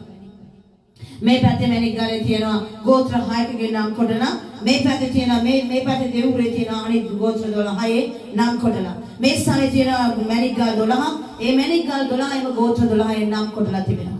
මේකෙන් මොකක්ද අදහස් කරන්නේ? මේක ඇඳගෙන තමයි උත්තර පූජකයා ඔහුගේ දේව කාර්ය කරන්න යනකොට දෙවියන් වහන්සේ ළඟට හිට ගන්න යනකොට මේ ඇඳුමෙන් තමයි යන්නේ. ඒකෙන් නියෝජනය වෙන්නේ හැමතිස්සෙම දෙවියන් වහන්සේගේ මනුෂ්‍ය නැත්නම් පූජකයා මේ දෙවියන් වහන්සේගේ සෙනගව ඔහුගේ දෙවුරේ ඔහු දරාගෙන ඉන්නවා. දෙවියන් වහන්සේ ළඟට යනකොට හැමතිස්සෙම මේ සෙනගව දරාගෙන ඔහු යන්නේ තනියෙන් අවුරුද්දට එක සැරයක් උත්තම පූජකයා හැටියට මේ සෙනග උදෙසා සමගිකමක් කරන් යන්නේ. හැබැයි ඔහු යන්නේ මේ සෙනගව ඔහුගේ උරහිසේ දරාගෙන. හොඳට මතක තබා ගන්න සේවය කරන දේවදාසී වුණාම ඒ සෙනගව ඔබ පූජකෙක් වෙලා ඉන්නවනම් ඔබ නියෝජනය කරන සෙනග ඔබේ දෙවුරේ ඔබේ හෘදේ හැමතිස්සෙම දරාගෙන ඉන්න ඕනේ. පක්ෂ ભેද ಜಾති කුල මල මේ කිසිම දෙයක් තියෙන්න බෑ. ඒ කිසිම දෙයක් නැතුව දෙවියන් වහන්සේගේ මිනිස්සෙක් හැටියට හැම කෙනෙකුටම එක ලෙස එක සමාන ලෙස මොනතරම් අඩුපාඩු මොනතරම් දුර්වලකම් තිබුණත් මේ හැම දෙයක් සමගම දරාගෙන සිටීම තමයි දේවදාසයාගේ කාර්ය වගකීම වෙන්නේ. හලෙලූයා. ඉතින් දෙවියන් වහන්සේ හැම දේවදාසයෙකුට මේ කරුණාව දුන්නසේක්වා කියලා මම දෙවියන් වහන්සේගෙන් ඉල්ලනවා. ඉතින් යෝහනේ එතන දිගේවකින් පුතියක් බලමු සිංහාසන 24 ගැන කතා කරලා තියෙන තැන බලමු අපි ඉක්මනට. ඒ සිංහාසනේ වටේට සිංහාසන 24ක් තිබුණේ. ඒ සිංහාසන වටේට සිංහාසන 24ක් තිබුණේය. ඒ සිංහාසන මැද්දේහි වැඩිමහල්ලා 24 දෙනෙක් සුදු වස්ත්‍ර පැළඳ තමුන්ගේ හිස් මැදේ රන් රොටුණු ඇතුව වාඩි වී ඉඳිනවා දුටින්. ඔව්. දැන් මොහු කියන සිංහාසන 24ක් තිබුණා කියලා. මේ සිංහාසන 24ට ගොඩාක් දේව ධර්මාචාර්යවරු විවිධ අර්ථකථනයන් දෙනවා. සමහරු කියනවා මෙතන ඉන්න 12 දෙනා මේ 24න් 12ක් ඇවිල්ලා පාරණගේ අලුත් යොසුනේ කියව යේසුස් ක්‍රිස්තුස් වහන්සේගේ ගෝලිය 12 දෙනා කියලා. තවත් සමහර කෙනා පාරණගේ යොසුනේ කියව ප්‍රොෆෙට්ස්ලා නැත්නම් උන්වහන්සේගේ සේවය කරපු අය කියලා. නැත්නම් ගෝත්‍ර 12 කියලා කියනවා. අපි දන්නේ නැහැ. ගෝත්‍ර 12 වෙන්නත් පුළුවන්. මේ ගෝලිය 12 දෙනා වෙන්නත් පුළුවන්. නැත්නම් තවත් විදිහකට කියනවා මෙතන ඉන්නේ දේවදූතයෝ කියලා. ඒක දේවදූතයෝ කියම කට්ටිය අහනවා කෝ දේවදූතයන් තටු තියෙන්න එපා තටු නැත්තේ කියලා. නමුත් දේවදූතයෝ පිළිබඳව හරි දැනුමක් නැති දේවදූතයෝ කියන මොකද ඒ දැනගැන්ම නැති අය තමයි දේවදූතයන්ට තටු තියනවා කියලා හිතන්නේ. කිසිම දේවදූතයෙකුට තටු නැහැ. අපි දන්නේ විදියට ධ්‍යානසී වචනේ සෙරාෆ් වරුන් අපි කියන කෙරුබීන් කියලා. මේ කෙරුබියන් ගියුසුල් පෙට්ටිය ඉහළ ඒක වසාගෙන ඉන්න අයටත් පියාට තියනවා කියලා. මේක සිම්බල් එකක් විතරයි. සංකේතයක් විතරයි. නැතුව කොයිම දේවදූතයෙකුටවත් තටු නැහැ. අපි දකිනවා දෙවියන් වහන්සේ උන්වහන්සේගේ ආදම් සහ ඒවව ඒදාම් වෙනින් එළවන දාපු වෙලාවේ උන්වහන්සේ උන් පන්නා දමා කෙරුබින්ලට පණ දුන්නා කියලා ඒක ආරක්ෂා කරන්න. එතකොට දේව දූතයෝ අතේ තියෙන කඩු කියලා අපි දන්නවා ධානාසික වචනය අනුව. දැන් කඩු දේව දූතයෙක් ළඟ තියෙන කඩු නම් දැන් වර්තමානයේ සිද්ධ වෙන්න යන යුද්ධය මොනවා කරනකොටද සිද්ධ වෙන්න යන්නේ? කඩු, හෙලි, කිරිසි ඒවා අරන් කියලා යුද්ධ කරන්න යන්නේ නෑ. අද හරි සිම්පල්. බටන් එකේ බෝ බුම් ගාලා පුපුරලා දැම්මා. පිස්සෝලයක් ගත්තා දේව දූතයා කඩු ගාගෙන සෝගනේ කොට ඩොම් ගාලා වෙඩිතියක් ගායි බීමට යන. එහෙනම් දෙවියන් වහන්සේ දැන් වෙනස් කරන්න වෙනවා බයිබලේ. මධ්‍යන් කාලේ ඉන්න දේව දූතයන්ට උන්වහන්සේ T56 දෙන්න වෙනවා. මැෂින් ගන් දෙන්න වෙනවා. බෝම්බ දෙන්න වෙනවා උන්වහන්සේට. රිමෝට් කන්ට්‍රෝල් දෙන්න වෙනවා. අලුතෙන් යුද පුහුණුවක් ලබා දෙන්න සිද්ධ වෙනවා දැන් නවතම තියෙන දේවල් වලට. මේ ඔක්කොම සිම්බල්ස්. මේ ඔක්කොම සංකේත. ඒ නිසා අපි හොඳට මතක නැත අපි හිතා ගන්න බෑ දේව දූතයෙක් නිකන් ලොකු උස අපි වගේ අපි හිතාගෙන ඉන්න වගේ කෙනෙක් කඩුවක් අරගෙන ඇවිල්ලා හිටලා දැන් ඔක්කොම ගහනවා ඇති කියලා. නෑ. මේවා සංකේත වලින් කතා කරන්නේ. එහෙම නැතුව ඇත්තටම එහෙම පියාටු වුන්ට නෑ. අපි යමු අනිත් පදයට පොතේ ඒ පදයේ තුලම අපි කැරකි ඉමු. ඔව් ඒක කියමුකෝ ආයෙසරයක්. ඒ සිංහාසනේ වටේට ඔව් සිංහාසනේ වටේට සිංහාසන 24ක් තිබුණේ. සිංහාසන 24ක් තිබුණා. ඒ සිංහාසන මැදෙහි වැඩිමහල්ලන් 24 දෙනෙක් ඔව් සුදු වස්ත්‍රපලද තමුන්ගේ හිස් මතුවේහි රන් ඔටුනුවතුව වාඩි වී ඉඳිනවා. ඔව් දැන් මෙතන ඉන්නේ ඇත්තටම අලුත් යුස්ම නියෝජනය කරන ගෝලයෝ වෙන්න පුළුවන්. ගෝත්‍ර 12 වෙන්න පුළුවන්. දේවදූතයෝ වෙන්න පුළුවන්. අපිට මේකට හරි අර්ථකථන අපිට දෙන්න බෑ. අපි එහෙම අර්ථකථන දෙන්න ගියොත් මේක ව්‍යාජ ඉගැන්වීම් ඒ තුලින් නික්මෙනවා. ඒ දේවදූතයන් උනාවේ ඒ ගෝලයෝ උනාවේ මොකද අපි දන්නේ දේවල් වලට අපි අර්ථකථන දෙන්න යන්න නරකයි. ඉතින් එක්කෙනෙක් කියනවා ඒ ගෝලයෝ කියලා එක්කෙනෙක් කියනවා ඒ ගෝත්‍ර 12 කියලා එක්කෙනෙක් කියනවා ඒ විශේෂ දේවදූත කොට්ටාශයක්. අපි එහෙම විශ්වාස කරමු. විශේෂ දේවදූත කොට්ටාශයක්. අනික සියලුම දේවදූතයන්ට වඩා තනතුරු වලින් නැත්නම් වැඩිමහල්ලෝ කියලා කියන්නේ මේ මොවුන් අනිත් දේවදූතයන්ටත් වඩා ඉහළ තනතුරු දරන දේවදූතයන් වෙන්නට ඇති. ඉන්දියාවේ පාස්ටර් කෙනෙක් කියනවා වාඩි වෙන්න පුතේ. ඉන්දියාවේ පාස්ටර් කෙනෙක් කියනවා එයා නිතරම මේ මිකායල් දේවදූතයාට කතා කරනවා. කාටද? මිකායල් දේවදූතයාට කතා කරලා කියනවලු අපේ ගෙදර කෑමට එන්න කියලා. ඔයගොල්ලන්ට දෙවල තේරෙන්නේ නැති නිසා ඔයගොල්ලන්ට සෝරි තමයි. ඉතින් මේ ටීවී channel එකේ ඉන්න පාස්ටර් කෙනා එයා ඉතරම මිකායල් දේවදූතයාට කතා කරලා කියනවලු අපේ ගෙදර අද ආප්ප හදලා තියෙනවා කන්න එන්න කියලා. ඒ කියන්නේ ආප්ප කාල ප්‍රශ්නයක් නැතුව අපේ රට පුරාම දැන් මේ ඉන්දියාවේ ආප්ප ප්‍රශ්නයක් තියෙනවා. දැන් මෙයා ආප්ප කන්න එන්න කිව්වම දැන් මෙයා මේසේ ආප්ප ගෙනත් තියලා දැන් මේ පාස්ටර් ආප්ප කෑල්ලක් කඩලා කනවලු. කාපු ගමන් එහා පැත්තේ දිහා බානකොට පුටුව බානකොට එතන තිබුණ ආප්ප කෑල්ල ටොයින් ගාලා නැති වෙලාද. දැන් මිකායල් ඇවිල්ලා වාඩි වෙලා මෙයා ආප්ප කෑල්ලක් කනකොට මිකායල් ඔයක් කනකොට එයාත් කනවා. දෙන්න දැන් මාරුවට දැන් ආප්ප කාලා ඊට පස්සේ එකපාරම මෙයා වළු මිකායල්ගෙන් මිකායල් කොහොමද ආප්ප හොඳයිද කියලා. එයා කිව්වලු ආප්ප නම් හොඳයි. හැබැයි ඊළඟ පාර මං එනකොට උඹගේ වයිෆ් හදන ඉඩ්ලිම දීපන් කියලා. කියන ආප්ප හොඳ නැහැ කියලා නෑ. ඒකට එයා කිව්වලු ඊළඟ පාර උඹගේ නෝනා හදන ඉඩ්ලිම මට කන්න දීපන් කියලා. තව පාස්ටර් කෙනෙක් එයා කියනවා එයා ස්වර්ගයට ගියා. මේ ඔක්කොම ඉන්දියන් පාස්ටර්ස්ලා. අපේ ලංකාවේ ඉන්න පාස්ටර්ස්ලා විස්තර මම හොයන්නේ නැහැ. ඒ නිසා ඒගොල්ලෝ ගැන කියන්න ඕනේ නෑ මට. ඔයකට වෙන කට්ටිය ඉන්නවා. මේ පාස්ටර් මොනවද කරේ මම හිතන්නේ මේ කියන්නේ කිසිම පාස්ටර් කෙනෙක් වාදයටපත් කරන්න නෙමෙයි. ඔබ නිවැරදි දැක්මක ඉන්නවා නිසා. නැතු કોઈ පාස්ටර් මේ කායල එක බැරි නම් මම දන්නේ කායල එක කෑවත් මට වැඩක් නෑ ඒක. නමුත් මම ඔබට දෙවියන් වහන්සේගේ මෙහි කාර්යයක් හැටියට සත්‍ය උගන්වන්න මෙතනට ඇවිල්ලා ඉන්න වෙලාවේ ඔබට හරි දැක්මක්. නැත්නම් මොකෙක් හරි ඔබට හිට කියයි මට ඊයේ පාන්දර යේසුස් වහන්සේ මං ගාවට මට කතා කරලා ගියා අරුට වෙන දේ බක්පන් පොතක ලියපන් කියලා. එහෙම කියපුවා ඉන්නවා. ඒ නිසා මම ඔබට පෙන්නන්නේ ස්වාමීන් වහන්සේ සිංහාසනයේ යෝහන් කියනවා උන්වහන්සේගේ පෙනීම මේ වගේ කියලා. මුන් කියන්නේ 2.50 යේසු කෙනෙක් වගේ හරි ඉන්නේ. මේ අපි මේ දෙවියන් වහන්සේගේ වචනේ යෝහන් කතා කරේ යේසුස් ක්‍රිස්තුස් වහන්සේ අද මිනිස්සු හම්බ වුණා ගියා කතා කරා ආවා කෑවා බිව්වා කියන යේසුස් වහන්සේ වෙනස්ම කෙනෙක්. ඒ ගැන පැහැදිලි අවධානයක් ඔබ තුළට අරගන්න. මේ පාස්ටර් ස්වර්ගයට ගියා. ස්වර්ගයට ගිය ගමන් යේසුස් වහන්සේ කිව්වලු වරෙන් බං අපි ජීවන පොත බලමු කියලා. දැන් යේසුස් වහන්සේ මෙයාට ජීවන පොත දුන්නාට පස්සේ මෙයා දැන් ජීවන පොත පෙරලගෙන ගියා.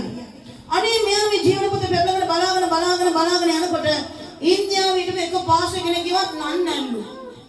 හැබැයි මෙයාගේ නම තිබුණා. දැන් මෙයාට හරි අප්සෙට් වෙනවා. මෙයාවලු දෙවියන් වහන්සේ ස්වාමීනි ඇයි ඒක මගේ නම විතරක් තියෙන්නේ කියලා. දැන් අසබල බලපම්පම් උඹ විතරයි. උඹ විතරයි. හොඳේ කොට ඉන්නේ කියලා. ඊට පස්සේ දෙවියන් වහන්සේ මෙහෙමත් දෙයක් කළා.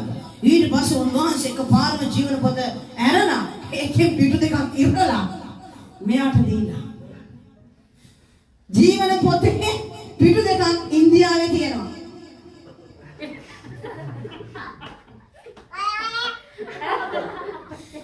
ජීවන පොතේ පිටු දෙකක් ඉන්දියාවේ පාස්ටර් කෙනෙක් ළඟ තියෙනවා. දීලා කිව්වලු උඹ මේ පිටු දෙක අරගෙන ගිහිල්ලා මෙයා කරන්නේ මේ ටෙලිවිෂන් මිනිස්ට්‍රි එක.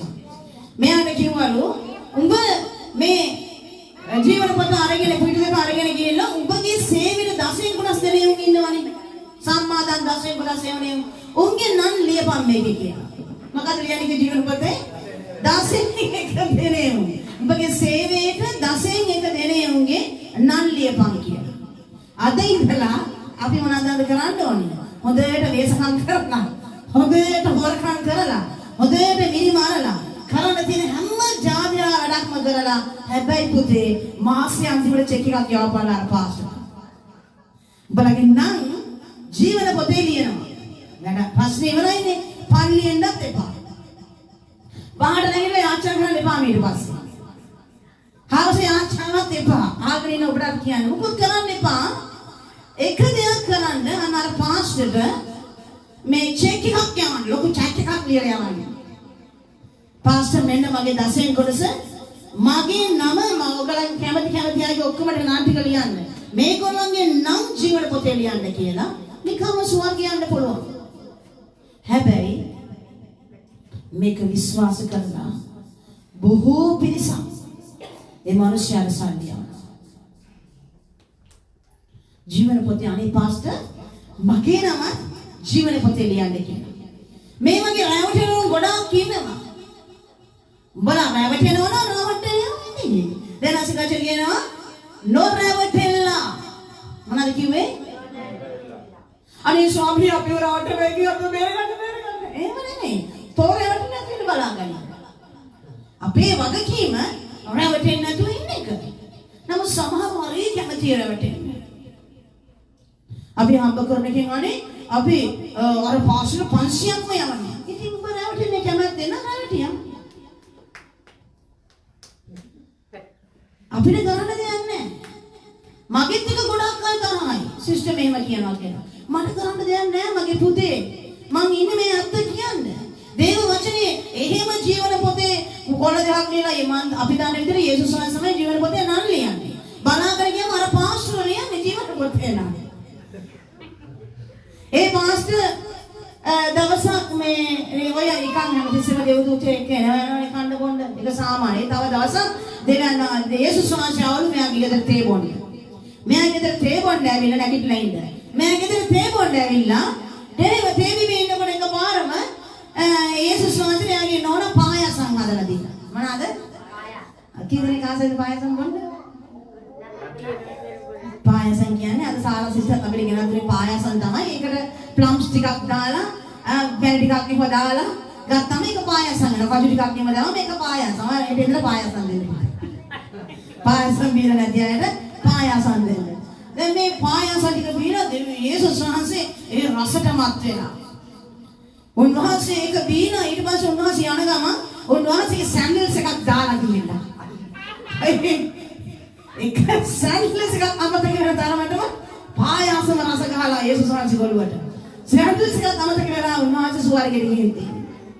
දැන් මේ පාස්ටර් කියලා තියෙනවා මගේ යේසුස් වහන්සේ අපේ ගෙදර පායසම් බීලා සැන්ඩල්ස් එක අමතක වෙලා ගියා. ඒ සැන්ඩල්ස් එක බලන්න ඕන කෙනෙකුට එන්න පුළුවන් අපේ ගෙදර කියලා. එක පාස්ටර් කෙනෙක් කෝල් කළාවලු ඒ පාස්ටර්ගේ කැමරමන්ට ඇත්තටම බං එහෙම සැන්ඩල්ස් එක තියෙනවද? අපිට එන්න බලන්න කියලා. මොන පිස්සුද පාස්ටර් ඔකයි ගෙදරට යන්න නම් චෙක් පොයින්ට් 3ක් යන්න තමයි යන්න ඕනේ. කොහේ ඕක මනන්න යන්නද මූ කාටවත් එන්න දෙන්නේ නැහැ. ඒ නිසා තමයි ධෛර්යයෙන් කියන්නේ ඕන එකක් ඕන නම් යන්න බලලා බලන්න කියලා. වෙලා තියෙන්නේ ඒක නෙමෙයි. මං හිතන්නේ මේ පාස්ටර් දාන සින්ඩරෙල්ලා කතාව බලලා නිදාගෙන තියෙනවා. සින්ඩරෙල්ලා සපත්තු කරපන් දුපේක මෙයාට හීනෙක් වගේ ඇවිල්ලා මෙයා ඒක උදේ අරලා දැම්ම කතාවක් හැටියට. හැබැයි ඒක විශ්වාස කරන මිනිස්සු ඉන්නවා. තරම් අසරණ මිනිස්සු ඉන්නවා. දේව වචනේ ගැන දැනගන්නමකට අසරණ මිනිස්සු ගොඩක් ඉන්නවා. අහිංසක මිනිස්සු ගොඩක් ඉන්නවා. ඒ නිසා රැවටෙන එක ඔබේ ජීවිතේ ඔබ නතර කරන්න ඕනේ. ඔබගේ ජීවිතයේ දෙවියන් වහන්සේ කරා අපි ඉතින් පස්සේ යම් දෙවන ඉතින් ඉක්මනට යන්න ඕනේ. තව විනාඩි 15කින් 20කින් වගේ මම ඉවර කරනවා.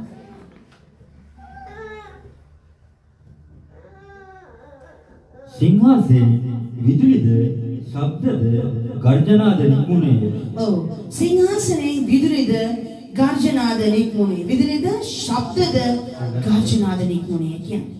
සිංහාසනේ ඉදිරියේ ගිනි පහන් සතක් දැල්වෙමින් තිබුණේ. ඒවා නම් දෙවියන් වහන්සේගේ ආත්මයන් නම් සද්දෙනාද. ඔව් මේ ආත්මයන් සද්දෙනා අපිට හම්බ වෙන්නේ කොහෙද පුතේ? මම ඔයගලන්ට ඒක උගන්වන්න තියෙනවා. ආත්මයන් සද්දෙනෙක් ගැන කතා කරනවා යෙසායා පොතේ. යෙසායා ආමේන්. යෙසායා 11 වෙනි පරිච්ඡේදයේ දෙවෙනි පදේ නැත්නම් තුන්වෙනි පදේ සඳහන් වෙනවා ස්වාමීන් වහන්සේගේ ආත්මයන් සද්දෙනා. මේ ආත්මයන් සද්දෙනා තමයි මෙතන මොනවා කියලා විදිහට පහන් සතක් හැටියට මේ ස්ථානයේ සංකේතාත්මකව දක්වලා තිබෙන්නේ. මේ පහන් සතම අපි දකිනවා එළිදරව් පොතේ දෙවෙනි පරිච්ඡේදයේ සබහ සත ගැන කතා කරනවා. ඒ සබහ සතේ තිබෙන පහන් සතනේ පහන් රුක් සතක්. ඒ පහන් රුක් සත කියලා කියන්නේ සබහ සත. මෙතන මේ පහන් සතක් කියලා කියන්නේ නැත්නම් දෙවියන් වහන්සේගේ ආත්මයන් සද්දෙන. එකම ආත්මයන් වහන්සේ සත් ආකාරව වැඩ වැසීම. හලෙලූයා. කියන්න පුතේ.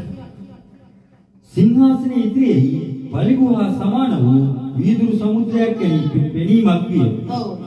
සිංහාසනේ ඉදිරි පිට වීදුරු සමුද්‍රයක් නේද? සමුද්‍රයක් පෙනීමද? එහෙමද තිබුණේ? පලිගුහා සමාන වූ වීදුරු සමුද්‍රයක් පෙනීමක් විය. පලිගුහා සමාන වූ වීදුරු සමුද්‍රයක් වැනි පෙනීමක් විය. ඒ කියන්නේ යේසුස් නම දෙවියන් වහන්සේ මෝසෙස්ට අණ දෙනකොට නැත්තම් සාලමෝන් දෙවියන් වහන්සේට හදාවුවා මේ මාලිගාවේ වීදුරු සමුද්‍රය කියලා කොටසක් හදුවා. කී දෙනෙක් මාත් එක්ක ඉන්නවද? සාලමෝන් දෙවියන් වහන්සේට ගොඩ නැගුවා වූ ඒ මාලිගාවේ වීදුරු සමුද්‍රය කියලා ප්‍රදේශයක් නැත්නම් කොටසක් වීදුරු සමුද්‍රය කියලා හැදුවා. වීදුරු දල එක සමුද්‍රයක් නෙමෙයි, එක මුහුදක් නෙමෙයි, එක්තරා ප්‍රදේශයක්, එක්තරා කොටසක් වීදුරු සමුද්‍රය. පරාක්‍රම සමුද්‍රය කියන්නේ සමුද්‍රය නෙමෙයිනේ නේද? ඒ වගේ එක ප්‍රදේශයක් වීදුරු සමුද්‍රය කියලා වීදුරු දාලා සාදනු ලැබුවා. මේක උඩ තමයි මේ විවස්ථාව තියනු ලැබුවේ. දේව වචනය විවස්ථාව තියලා තිබුණේ ඒ වීදුරු සමුද්‍රය උඩ. දැන් මෙතන කියන්නේ මොනවද?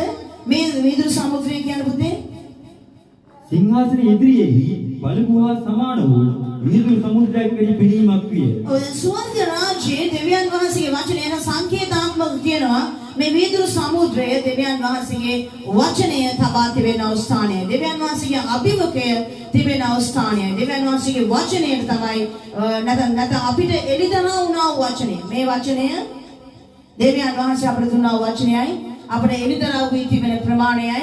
නමුත් මේ වචනය අපිට දෙන්න එළිදරව් උත්පත්ති පොත අපිට ලැබෙන්නත් කලින් වචනය තිබුණා. එළිදරව් පොත අවසන් වුණාට පසුවත් දේව වචනය තිබෙනවා. මේ සම්පූර්ණ වචනය දෙවියන් වහන්සේ ඉදිරියේ තබා තිබෙනවා. කියවන්න. සිංහාසනයේ මැදෙහි සිංහාසනයේ අවට ඉස්සරහින්ද පස්සෙන්ද ඇස්වලින් පිරුණා වූ ජීවමාන සත්‍යයන් 4 දෙනෙක් සිටියෝය. සත්වයන් කී දෙනෙක් හිටියද? 4 දෙනෙක් සිටියා. මේ සත්වයන්ගේ ස්වභාවය අපි බලමු. පළවෙනි සත්වයා සිංහයෙකුට සමානයි. ඔව් පළවෙනි සත්වයා සිංහයෙකුට සමානයි. දෙවෙනි සත්වයා වස්සෙකුට සමානයි. දෙවෙනි සත්වයා වස්සෙකුට සමානයි. තුන්වෙනි සත්වයාට මිනිසෙකුගේ මෙන් මුහුණක් තිබුණේ. ඔව් තුන්වෙනි සත්වයාට මිනිසෙකු මෙන් පිළිමක් තියෙන මේ සත්වයන්ට පියාපත් 6 තියෙනවා. වාඩි වෙන ටිකකට. මේ පියාපත් 6 සංකේතයක් කියලා මම ඔබට කිව්වා. මේ සංකේතය නැත්නම් බිබලිකල් නියුමරොලොජි බයිබලයේ ගණන් කිරීම නැත්නම් බයිබල් ගණනය කිරීම අනුව 6 කියලා කියන්නේ මිනිස්යාගේ ඉලක්කය. 6 කියන්නේ මොකද්ද? මිනිස්යාගේ ඉලක්කය. එතකොට අපි ආයේ මුලට ගිහින් බලමුද? 1 කියලා කියන්නේ දෙවියන් වහන්සේ. ලියා ගන්න 1 කියලා කියන්නේ දෙවියන් වහන්සේ. 2 කියලා කියන්නේ බෙදීම. 3 නැවත නැගිටීම. 4 යේසුස් ක්‍රිස්තුස් වහන්සේ. අංක 5 දේව බලය. 6 මනුෂ්‍යයා. 7 සම්පූර්ණත්වය. 1 දෙවියන් වහන්සේ. 2 බෙදීම. 3 නැගිටීම. 4 යේසුස් ක්‍රිස්තුස් වහන්සේ. 5 දේව බලය. 6 මනුෂ්‍යයා. 7 සම්පූර්ණත්වය. මේ දේවදූතයන් 4 දෙනාට මුහුණු තිබුණා කියනවා සත්වයන්ගේ. සත්ව කියලා ගම අපි එකපාරම සත්තුම තමයි කල්පනා කරලා බලන්නේ.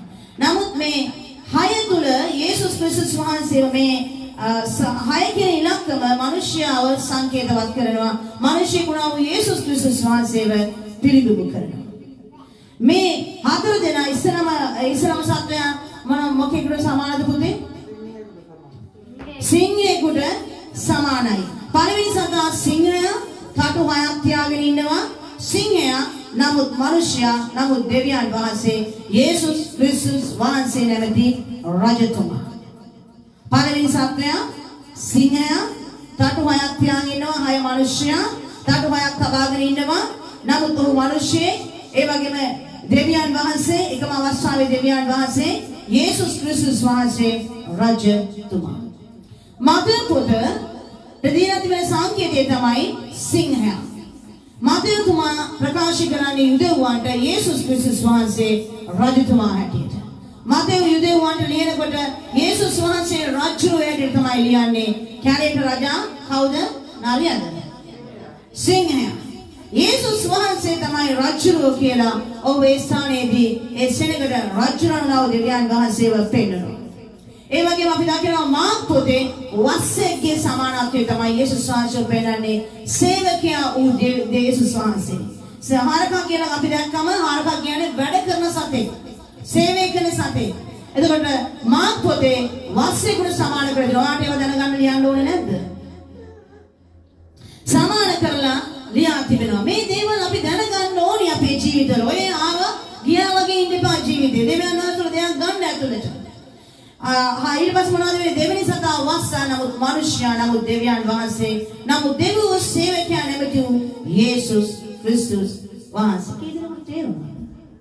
තේරුණ නැත්නම් ආය කියන්න.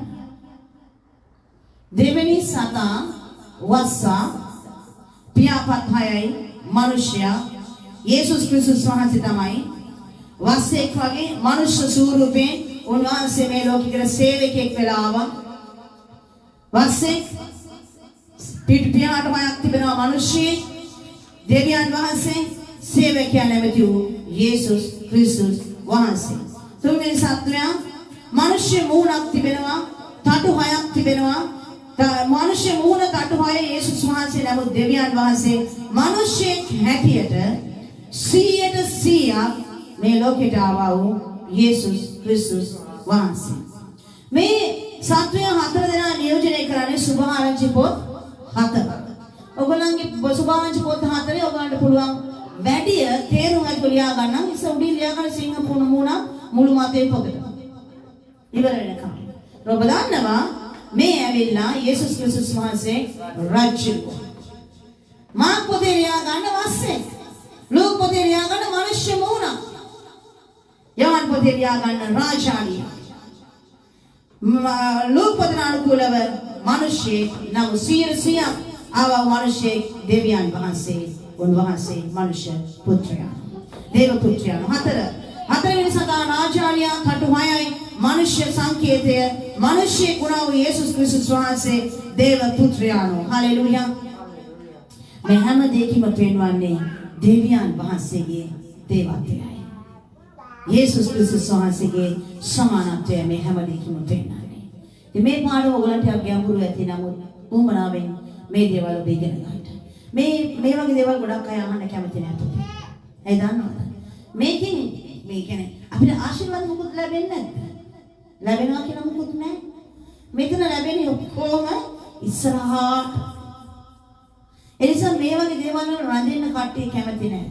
ඉක්මනට පැනලා යනවා. නමුත් ඔබ මගේ ජීවිතයේ ආශිර්වාද අපි ලබලා ඉවරයි. ලොකුම ආශිර්වාදය අපේ දෙවියන් වහන්සේ. දැන් අපි අපිව සූදානම් කරගන්නවා. උන්වහන්සේගේ පැමිණීමේදී අපිව ඔසව ගන්නට. ඇස් දෙක අරලා බලන්න ලෝකයේ වටේ සිදුවෙන දේවල්. අපි මෙතන ටික කියවල ඉවර කරමු පුතා. කියවල ඉවර කරමු. ඊට පස්සේ අපි ආරක්ෂා කරලා ගීතිකාවක් ගායනා කරලා ඉවර කරමු. එක එකාට පියාපත් හයක් බැවින් තිබුණා වූ ඒ ජීවමාන සත්‍යයන් හතර දෙනාටද ඇතුළත ඇස් පුරාම තිබුණේ. ඔව් ඇස් පුරාවටම තිබුණේ. ඇස් පුරාවටම තිබෙනවා කියලා කියන්නේ අපේ දෙවියන් වහන්සේගේ සියල්ල පේනවා. හෙබ්‍රේය 4:12 කියනවා උන්වහන්සේගේ වචනේ ජීවමානයි සත්‍යයි සැබෑවයි කොයිම දෙනුවත් කඩු කරක් තිබුණේ. ආත්මේ ලේයට මස්නහර සංදියට මෙදුණු පසාරු කරගෙන යන තරමට කාවදින්නේ සිතේ සිටිවිලි අදහස් විමසන්නේ උන්වහන්සේ ඉදිරියේ ප්‍රකාශ නොවුණා වූ කිසිම ඇවිල්ලක් නැත අපගෙන් ගණන් ගන්නේ උන්වහන්සේමය. කටපාඩමින් කියන්නේ ජීවිතේ ඇතුළට දාගන්න හැමදේම දෙවියන් වහන්සේ ඇස් ගොඩාක් තියනවා කියලා නැත්නම් අපේ දෙවියන් වහන්සේට හැම තැනම ඇස් වෙන්නේ නැහැ. උන්වහන්සේට නොපෙනෙන දෙයක් නැහැ. සියල්ල දකිනා වූ දෙවියන් වහන්සේ කියන තමයි ඇස් ගොඩකින් අදහස් කරන්නේ කියන පොතේ. ඔව්හුද සිටියා වූ සිටින්නා වූ මතු සිටින්නා වූ සර්ව පරාක්‍රම වූ ස්වාමි වූ දෙවියන් වහන්සේ ශුද්ධයයි රැඳවල් නොවැටි කියති. තේනවද? ඔව් ස්වර්ගයට ගියාම ඔහු දකින දේවල් වල ඔහු දැක්ක සිංහාසනේ එක්කෙනෙක් වාඩි වෙලා ඉන්නවා. ඒ එක්කෙනා තුළ දැක්කා පියාණන් වහන්සේ, පුත්‍රයන් වහන්සේ, ශුද්ධාත්මයන් වහන්සේ. දැන් දෙවියන් වහන්සේ ඉදිරියේම ඉන්න ලෑස්ති කරලා තියෙන දේවදූතයෝ උන්වහන්සේව දැක්කහම ශුද්ධයි. මේ සිංහාසනේ දිහා දැක්කාම මොනවද පේන්නේ? උන්වහන්සේගේ අලංකාරයේ ඉදිරියේ මේ ස්වර්ගයේ සිංහාසනේ වෙන මොනවද තියෙනවද කියලා ඕම් බලන්න ගියේ නෑ. අලංකාරම දේ දැක්කට පස්සේ වෙනත් දේවල් බලන්න අපේ සිත දෙන්නේ නෑ. මොනවද කියන්නේ? මම දකින්න සිංහාසනේ දිහා බලනවා, පියාණන් වහන්සේ දිහා බලනවා, ශුද්ධයි කියලා කියනවා. ඊට පස්සේ බලනවා පුත්‍රයන් වහන්සේ දිහා බලනවා ශුද්ධයි කියලා කියනවා. ඊට පස්සේ බලනවා පේනවා ආත්මයන් වහන්සේ වාඩිලා ඉන්නවා ශුද්ධයි කියලා කියනවා. ඉන්න බෑ කට තියාගෙන ශුද්ධයි කියලා. රෑ දාවල් කියන්නේ ස්වර්ගයේ රෑ වෙන නිසා නෙමෙයි. ඒ රෑක් නෑ. උන්වහන්සේම ආලෝකයano. ඔව් කියන්නේ මේක නිමාවක් නැහැ. විවේකයක් නැතුව නිමාවක් නැතුව උන්වහන්සේ ඉදිරියේ උන්වහන්සේගේ අලංකාරයේ තේජය අන්විතකම මහිමේ හමුවේ මොනවද කරන්නේ? මොවුන් උදේ රෑ දවල් කිසිම විවේකයක් නැතුව උන්වහන්සේට ප්‍රශංසා කරනවා කියලා තමයි මේ සාරේ මේ කතා කරන්නේ. හalleluya කියවන්න පුතේ. ඒ ජීවමාන සත්වයන් සිංහාසනේ වැඩ සිටින්නා වූ සදාකාලම ජීවත් වන්නා වූ දැනන් මහසෙන් ප්‍රශංසාවද ගෞරවයේද ස්තුතියද දෙන කල වැඩිමහල්ලා 24 දෙනා සිංහාසනේ වැඩ සිටින තනන් මහන්සේ ඉදිරියේ වැඩි සදාකාලම ජීවත් වන්නා වූ තනන් මහන්සේට নমස්කාර කර තමුන්ගේ උතුණු සිංහාසනේ ඉදිරියේ ඉහලා අපගේ ස්වාමීන් වහන්සේ අපගේ දෙවියන් වහන්සේ ඔබ ප්‍රශංසාවත් ගෞරවයත් බලයත් ලබන්න වටින තනන් මහන්සේ මක්නිසාද ඔබ සියලු දේ වැවුස්සේක ඔබගේ කැමැත්ත නිසා ඒවා තිබුණේ ඒවා වචන ලද්දේ ඇයිදී ඒවා මවන ලද්දේ කීයති. හalleluya. වැඩිමහල්ලෝ 24 දෙනා මොනවද කරේ? ඔටුනු අරගෙන ගාලවලා විසි කරලා දෙවියන් වහන්සේට নমස්කාර කරා. අපිට දෙවියන් වහන්සේට নমස්කාර කරන්න තනතුරු ඕන වෙන්නේ නැහැ. ඔටුනු ඕන වෙන්නේ නැහැ අපිට. මේක තමයි මෙතනින් පෙන්නන්නේ. දෙවියන් වහන්සේට নমස්කාර කරන්න ඔබ එක එක ලෙවල් එකකට එනකන් ඉන්න එපා. මම මේ ලෙවල් එකට ආවම තමයි මම নমස්කාර කරන්නේ. දෙවියන් වහන්සේට নমස්කාර කරන්න අපිට ඔටුනු ඕනෙත් නැහැ, තනතුරු ඕනෙත් නැහැ. ඕන කරන්නේ හොඳ කටක්, හොඳ හදවතක් විතරයි. ඒ තියෙනවා නම් හොඳටම ප්‍රමාණවත්. අපි නැගිටිමු. දෙවියන් වහන්සේට ප්‍රශංසාවත් මහිමයක් දෙමු. මම කැමති සභාව ඔබ මට යාඥා කරනවා නම් මොකද මේ එළිදරව් පොත කරලා අවසන් කරන්න දෙවියන් වහන්සේ කරුණාව මට ලැබෙනවා. මම ගොඩාක් පුංචි මිනිස්සේ මට එහෙම ලොකු හැකියාවක් තියෙන කෙනෙක් නෙමෙයි.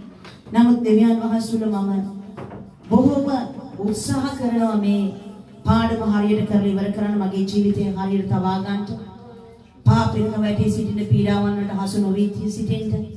ගොඩාක් ප්‍රවේශමෙන් තමයි මේ කාලේ ගමන් කරන්නේ. ඉතින් මම වෙනුවෙන් මේ බාහිර ඉඳලා පොත අපි කරලා ඉවර කරනකන් දෙවනහසේ කරුණාව වෙන්නලා මටත් මගේ පවුල වෙනුවෙන් යාචනා කරන්න. මොකද ඒ වගේම අපි ඔබ එකිනෙකා වෙනුවෙන් යාචනා කරන්න පටන් ගන්න තියෙනවා. ඒ යාචනා නොකඩවම අපි කරගෙන යමු. මොකද මෙතන ඉන්න ඔබගේ ජීවිතවලට බොහෝ පීඩාවන් යක්ෂයාගෙන එවි. ඔබ දෙවනහසකින් ඈත් කළා දාන්න. ඔබ විනාශ කළා දාන්න. ඒ නිසා ඒ සැලසුම් වලට බහුව වෙන්නට යන්න එපා. ඒ වගේ මේ දේව මෙහෙයට සම්බන්ධ වෙනවා මගේ ආදරණීය දුවේ පුතේ. ඔබට යම් ප්‍රශ්නයක් ගැටලුවක් තිබෙනවා නම් අපි එක්ව යාචනා කරමු. එක්ව සාකච්ඡා කරමු. එක්ව ප්‍රශ්න විසඳගමු. හැම කෙනෙක් මේ කෙනෙක් වටනොත් එක එක්කෙනාව දරාගෙන යන්නේ. ඒ කෙනෙක්ගේ අඩුව අපි වැඩි දියුණු කරලා ඒ කෙනෙක්ව පහත් කරන්නේ නැතුව හැම කෙනාගේම වැරද්ද අඩුව අපි මේ කාලේ දරාගෙන යමු. එක එක්කෙනාව ශක්තිමත් කරගෙන යමු. ප්‍රේමයෙන් අපි මේ ගමන යමු. ඒකට එක් වෙලා දෙවියන් වහන්සේ පසසමු අපි නම දෙමු. අපි මේ වෙලාවේ සගලව සිහසනේ ඔබ වැඩ සිටි. මේ වෙලාවේ ඔබට ගීතිකාව ගායනා කරන මෙච්චර මම ඔබට දේශනා කරේ සගලව සිහසනේ උන්වහන්සේගේ වැඩ සිටීමයි. උන්වහන්සේ ඔබගේ මුහුණ ලෝහිතංක මැණික්සේ සිහසන වට කරින් දේදුණු පෑයයි. ඔබ පාමුල වැඳ වැටි ප්‍රශංසා කරනවා. මේ ගීතිකාව ඩිල්කි හෝප් කියන සහෝදරිය තමයි ගායනා කරලා තියෙන්නේ. ඊටාම ආත්මෙන් පූර්ණව ගායනා කළ ගීතිකාවක්. ඔබත් මේ වෙලාවේ වචන දානවා, දේශනාව ඇහුවා. ඒ දේශනාව ඇසුරෙන් රිදරම් 4 වෙනි පරිච්ඡේදයේ ඇසුරෙන් ලියුණා වූ ගීතිකාවක්. හැම කෙනෙක්ම දැස් වහලා. උන්වහන්සේව සගලව සිංහාසනේ වාඩි වෙලා ඉන්නා වූ දෙවියන් වහන්සේ. මේ වෙලාවේ ඔබ ඇසුරින් දකින්න ඔබට බාධාවක් නැහැ පුතේ. දැන්තොසෝමි දානම වින්න ඔබ මේ වෙලාවේ. සිවර්ගයේ ඉන්නා වූ දෙවියන් වහන්සේ ඉන්නා වූ දූතයෝ උන්වහන්සේව ශුද්ධයි කියන වෙලාවේ. මුළු ස්වර්ග රාජ්‍යෙම ඉන්නා උන්වහන්සේ ඉදිරියේ ඉන්නා වැඩිමහලුන් තමන්ගේ ඔටුනු විසිකා කරමින් උන්වහන්සේ ඉදිරියේ වැඳ වැටිමින් නමස්කාර කරන වෙලාවේ ඔබ මම මොන VIPද පුතේ. උන්වහන්සේ ඉදිරියේ දන නමන්න බැරි. උන්වහන්සේ ඉදිරියේ යාචනා කරන්න බැරි. උන්වහන්සේ ප්‍රශංසා කරන්න බැරි. මුළු ස්වර්ගයක්ම ගෞරව වේවා. මහිමය වේවා ප්‍රශංසා වේවා කියන වෙලාවේ ඔබ මම කවුද? ඔබ මම දෙවියන් වහන්සේ ඉදිරියේ කවුද කියලා මොහොතක් කල්පනා කරලා බලන්න. කල්පනා කරලා බලමින් ස්වාමිනේ මේ දවසේ අද දවසේ මම ඔබ වහන්සේ ඉදිරියේ දන නමමින් ගායනා කරන්න. ගායනා කරන අයත් ඔබ දන නමලා දෙවියන් වහන්සේට මේ වෙලාවේ ගායනා කරන්න.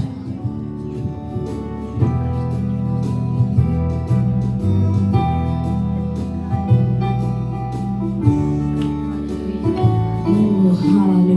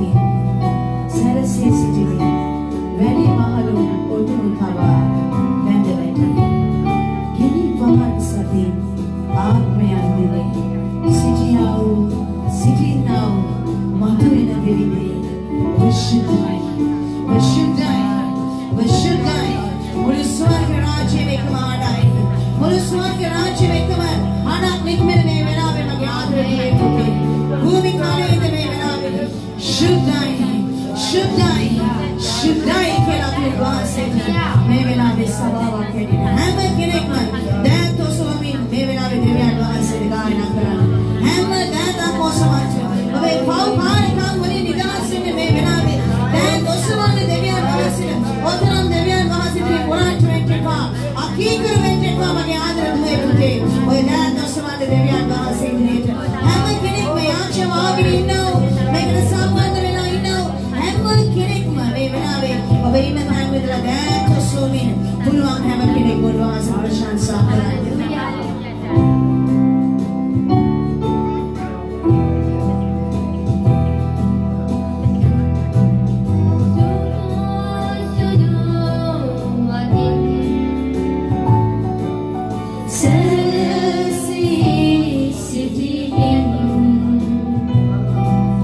When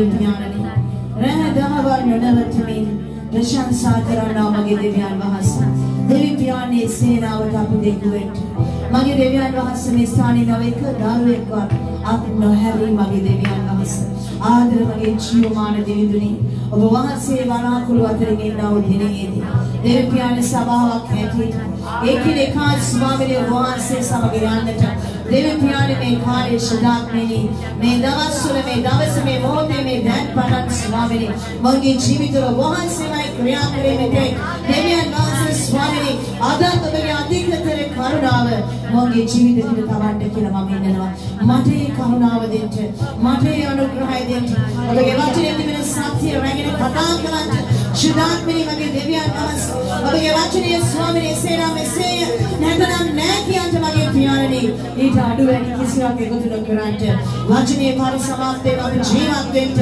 මගේ පියාණනි ඔබගේ ප්‍රේම ඔබගේ සමාදානය සදාකාල ජීවනය මේ ගොඩේ දුර තබන්න කියලා යේසුස් ක්‍රිස්තුස් වහන්සේගේ නාමයෙන් ආමේන් මේ වෙලාවේ ඔබ ඉන්න විදියට හැමෝම ඉන්න අපි රාත්‍රී භෝජනයේ සහභාගී වෙන්නට යනවා අපි දේව මේ වෙලාවේ අවසාන කරන ඥානීය දුවේ පුතේ ඔබ මෙතෙක් වෙලා අපි සමග සම්බන්ධ වෙලා හිටියට ඔබට බොහොම ස්තුතියි දෙවියන් වහන්සේට ආශිර්වාද කරන සේක්වා දෙවියන් වහන්සේ කරුණාව ආශිර්වාදයේ මඟ පෙන්වීම ඔබ සමගද ඔබේ පවුලේ සියලු දෙනා සමගද වේවා ඔබ යමෙකුට අපි සමග කතා කරන්නට අවශ්‍ය නම් ප්‍රථම වතාවට සම්බන්ධ වෙන කෙනෙක් නම් ඔබට යම් කිසි මඟ පෙන්වීමක් නැත්නම් යාක්ෂාවක් උපදේශයක් ගන්නට අවශ්‍ය නම් ඔබට පුළුවන් මාර්නාතා පේජ් එකකින් ඇවිත් අපිට පර්සනලි අපේ මෙසෙන්ජර් එකකින් අපිට මේ පණිවිඩයක් තවන්න. ඉතින් ඔබට ජේස්පීටයි සුබ දවසක් දෙවියන් වහන්සේ ඔබ සමගයි.